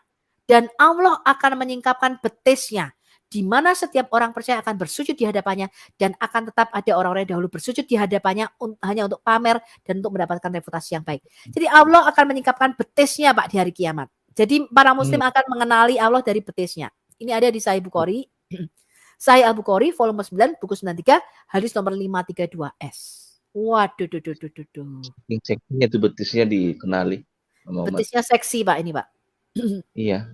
Sampai saking seksinya dikenali. Lah ini surah 68 dan 42 ya. Dikatakan pada hari betis disingkapkan. Ini maksudnya pada hari kiamat nanti. Allah itu akan menyingkapkan betisnya. Dan mereka dipanggil untuk bersujud. Maka mereka tidak kuasa. Di dalam tafsir Al-Muyassar, Kementerian Agama Saudi Arabia, dikatakan pada hari kiamat, urusan menjadi sulit dan huru-haranya mengerikan. Allah datang untuk menetapkan keputusan di antara makhluk. Lalu Allah akan membuka betisnya. Seksinya. Yang mulia dan yang tidak serupa dengan sesuatu apapun. Saya nggak tahu apakah betis Allah ini berbulu. Sudah saya sebelum disingkapkan mungkin harus dicukur dulu supaya mulus, ya enggak? Iya. Nah, ini juga ada di dalam Sahih Al-Bukhari 4538 dalam surat Al-Qalam ayat tafsirnya ya, hadisnya ya ini ya, Sahih Bukhari 4538 dikatakan, telah menceritakan kepada kami Adam, telah menceritakan kepada kami Alais, enggak tahu ini Adam siapa ya, Adam Jordan apa Adam siapa, dari Khalid bin Yazid, dari Sa'id bin Abu Hilal, dari Sa'id bin Aslam, dan dari Atta bin Yasar, dari Abu Sa'id radhiyallahu anhu, dia berkata, aku mendengar Nabi Muhammad berkata, Rabb kita, Tuhan kita itu akan menampakkan betisnya. Maka sujudlah setiap orang mukmin dan mukminah. Sujud. Sehingga yang tersisa hanyalah orang-orang yang ketika di dunia ia sujud karena riya dan sumah. Dan mereka mencoba untuk sujud namun punggung mereka kembali tegak. Ini malah tidak bisa sujud ini. Mungkin sakit encok ya. Encok dia, Mbak. Bu. Mbak lagi. Nih, Tuhannya akan menampakkan betisnya, Pak. Berarti Tuhannya punya kaki, punya betis dong. Iya. Punya pantat enggak ya kira-kira? Karena dia duduk di arsy.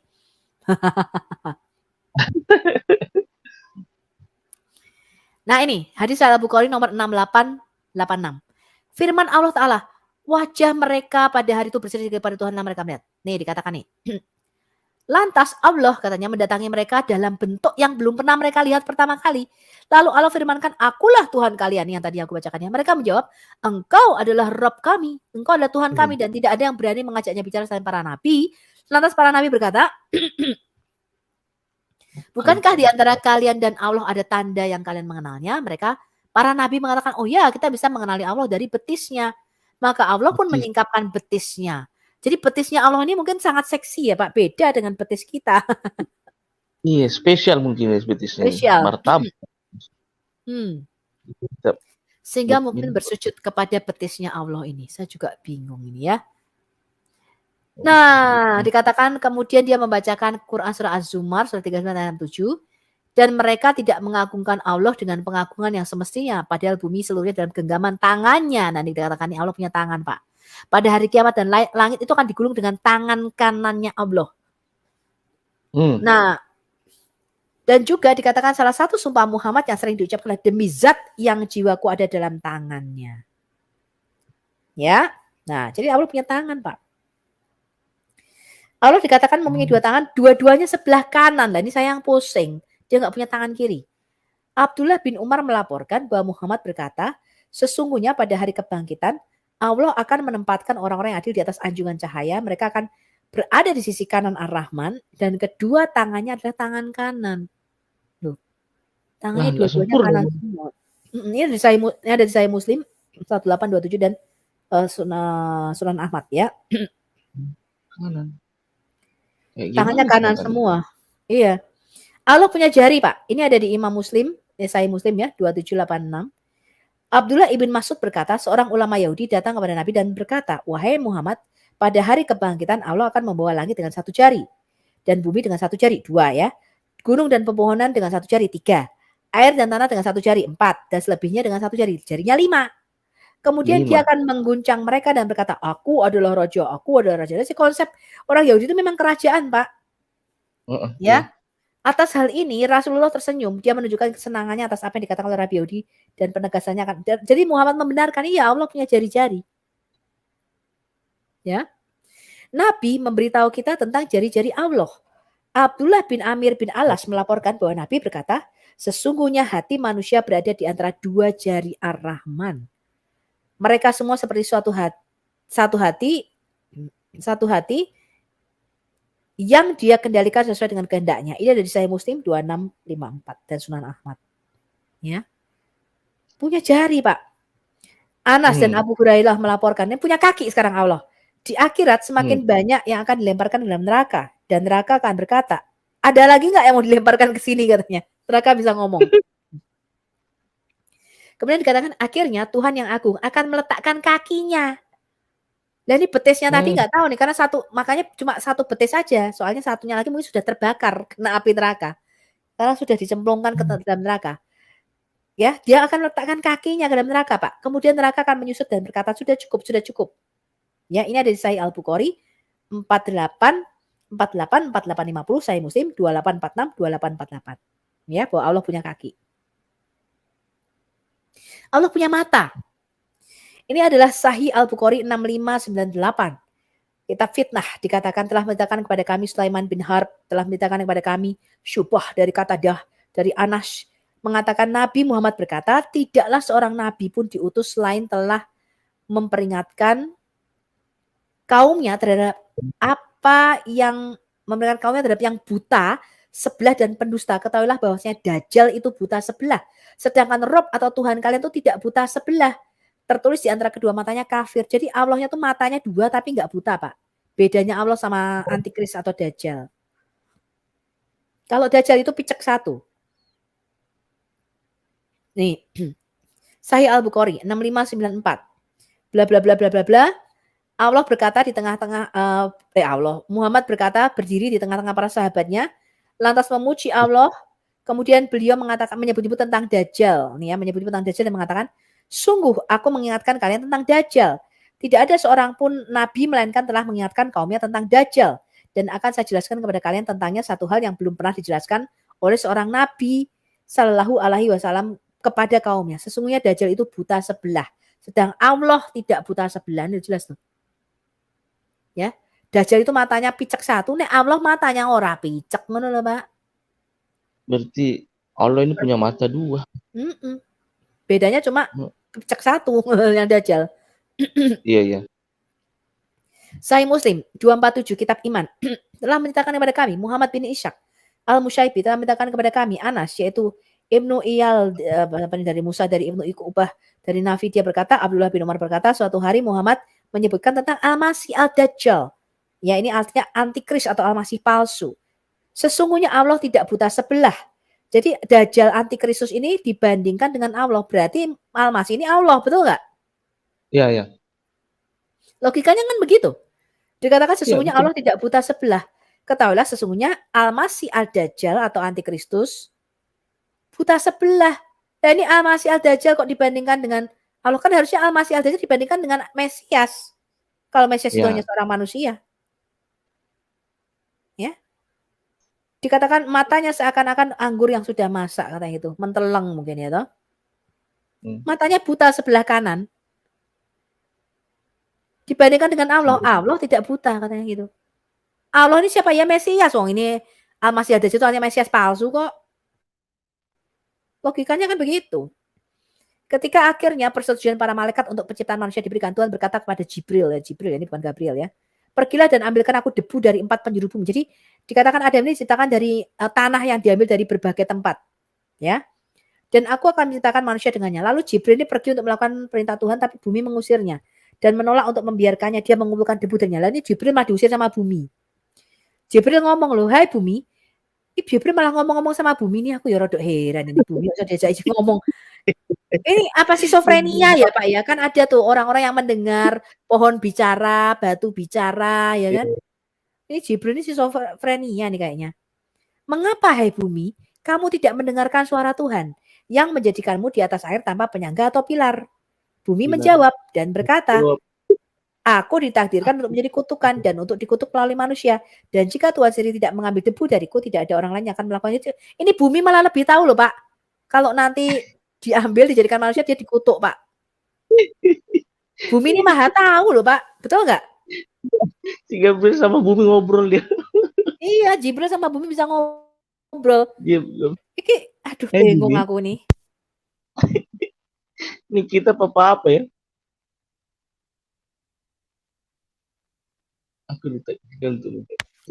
Dan yang lebih herannya lagi, bumi ini belum apa-apa sudah maha tahu, betul nggak? Iya. Dia tahu nanti yang akan terjadi ke depan, bahwa kalau manusia diambil, diciptakannya manusia dari debu tanah, dia akan dikutuk, Pak. Aduh, ini adalah ajaran-ajaran dari agama negeri 1001 dongeng ya. Ketika Tuhan mendengar hal ini, dia mengulurkan tangannya mengambil dari debu tanah dan menciptakan manusia pertama dengannya. Dari tujuan yang ditetapkan, debu diambil dari keempat penjuru bumi, sehingga jika seorang pria dari timur kebetulan mati di barat, atau seorang pria dari barat di timur, bumi tidak akan berani menolak untuk menerimanya. Ketika manusia tiba waktunya untuk mati, dimanapun seseorang meninggal dan dimanapun dia dimakamkan, ini tulisan mereka sendiri ya, bukan saya. Jadi semua yang di sini tuh saya tidak mengarang sendiri teman-teman. Ini saya hanya copy paste dari website-nya mereka, dari hadisnya mereka. Ya. Dan di sana dia akan kembali ke bumi tempat di mana dia berasal. Juga debu itu beraneka warna. Nah, ini Adam ini diciptakan dari warna merah, hitam, putih, hijau ya. Merah untuk darah, hitam untuk isi perut, putih untuk tulang, pembuluh darah, dan hijau untuk kulit pucat. Seperti semua makhluk yang terbentuk pada 6 hari penciptaan, Adam diciptakan dari tangan sang pencipta. Dengan perkembangan dewasa penuh dan sempurna, dia tidak seperti anak kecil, tapi seperti pria berusia 20 tahun. Dimensi tubuhnya, jadi ukurannya itu sangat besar, mencapai dari langit ke bumi, atau sama saja dari timur ke barat. Wah, luar biasa. Ya. Luar biasa hayalannya maksudnya ya. Iya, hayalannya tuh. Ya, terus luar biasa ngibulnya. Di antara generasi manusia, Bapak menyusut, Pak. Bapak kira-kira tingginya mungkin tidak sampai 1,8 meter. Hanya sedikit yang menyerupai Adam dalam ukuran dan kesempurnaan fisiknya luar biasa. Aduh. Ya, laki-laki secara umum hanya mewarisi keindahan sedikit saja dari ukuran besar bapak leluhur pertama mereka. Wanita tercantik dibandingkan dengan Sarah ada seperti kera dibandingkan dengan manusia. Hubungan Sarah dengan Hawa adalah sama, dan sekali lagi Hawa hanyalah seekor kera dibandingkan dengan Adam. Loh. Ini malah Hawa seekor kera. Adam begitu tampan sehingga telapak kakinya menutupi kemegahan matahari. Waduh. Atas kehendak bebasnya sendiri, Adam melepaskan 70 tahun dari jatahnya. Jadi ceritanya itu Adam itu memberikan jatahnya kepada Daud. Ya, jangka waktu yang ditetapkannya ada 1000 tahun, salah satu dari hari-hari Tuhan. Tetapi dia melihat bahwa hanya 1 menit kehidupan yang diberikan kepada jiwa agung Daud, dan dia memberikan hadiah 70 tahun kepadanya. Jadi dikatakan umurnya 1000 tahun, ya, tapi dikurangi 70 tahun, jadi umur Adam cuma 930 tahun. Karena 70 tahun yang diberikan kepada Nabi Daud, gitu loh, menurut cerita negeri dongeng ya. Ketika Adam membuka matanya untuk pertama kali dan melihat dunia, dia memuji Tuhan betapa besar pekerjaan mulia Tuhan. Loh, ini kok nggak bersin ya? Tapi kekagumannya pada dunia di sekitarnya tidak melebihi kekaguman semua makhluk yang dikandung untuk Adam. Mereka menganggapnya sebagai pencipta mereka. Jadi lihat nih, para makhluk ini saking kagumnya dengan Adam, sampai makhluk-makhluk ini menganggap Adam ini pencipta saking miripnya dengan Allah. Dan mereka semua datang untuk memujanya. Tetapi Adam berkata nih, mengapa kamu datang untuk menyembahku? Tidak, loh Adam aja nggak mau disembah loh di sini. Kamu dan aku bersama-sama akan mengakui keagungan dan kekuatan Dia yang telah menciptakan kita semua. Tuhan memerintah lanjutnya, dia berpakaian dengan keagungan. Dan tidak hanya makhluk-makhluk di bumi, bahkan para malaikat menganggap Adam penguasa segalanya. Dan mereka hendak memberi hormat. Jadi para malaikat ini hendak sujud kepada si Adam. Dengan kuduslah Tuhan semesta alam. Ketika Tuhan membuatnya tertidur, kemudian para malaikat tahu bahwa dia bukanlah seorang manusia. Karena tadi itu iblis masuk melalui lubang lubang mulutnya Adam, keluar lewat lubang duburnya Adam ya, di dalam tafsir Ibnu Katsir. Kualitas yang luar biasa. Jadi Adam ini diberkati secara fisik dan spiritual. Ini membangkitkan kecemburuan para malaikat katanya. Mereka mencoba untuk membakarnya dengan api dan dia akan binasa seandainya tangan pelindung Tuhan tidak ada padanya. dan membangun perdamaian antara dia dan penghuni sorga. Secara khusus, iblis atau setan ini cemburu pada manusia pertama atau Adam ini. Dan pikiran jahatnya akhirnya menyebabkan kejatuhannya. Setelah Adam diberkahi dengan jiwa, Tuhan mengundang semua malaikat untuk datang dan menghormatinya. Lucu sekali ini ceritanya. Setan adalah malaikat terbesar di sorga dengan 12 sayap. Bukannya 6 sayap seperti yang lainnya. Menolak untuk mengindahkan perintah Tuhan. Tadi katanya malaikat, tapi katanya jin. Gimana sih? Rak jelas banget iki Islam. Iya. Ya, satu tafsir mengatakan setan itu iblis itu golongan jin, sekarang malaikat sayapnya 12. Ya, dia menolak untuk mengindahkan perintah Tuhan dengan mengatakan, "Engkau menciptakan kami malaikat dari kemegahan Shekinah dan sekarang engkau perintahkan kami untuk menjatuhkan diri kami di hadapan makhluk yang telah engkau bentuk dari debu tanah." Tuhan menjawab, "Namun debu tanah ini memiliki lebih banyak hikmat dan pengertian daripada engkau." Oh, sorry, yang saya bacakan ini pengertian Yahudi, Pak. Ini pengertian dari Yahudi yang mirip dengan Islam, ya, bahwa dia memerintahkan malaikat sujud ketika dia menciptakan Adam, ya. Setan kemudian ini menuntut perlombaan kecerdasan dengan Adam. Ya, ini di dalam kitab legenda Yahudi, sorry. Ya, saya lupa, ini legenda Yahudi.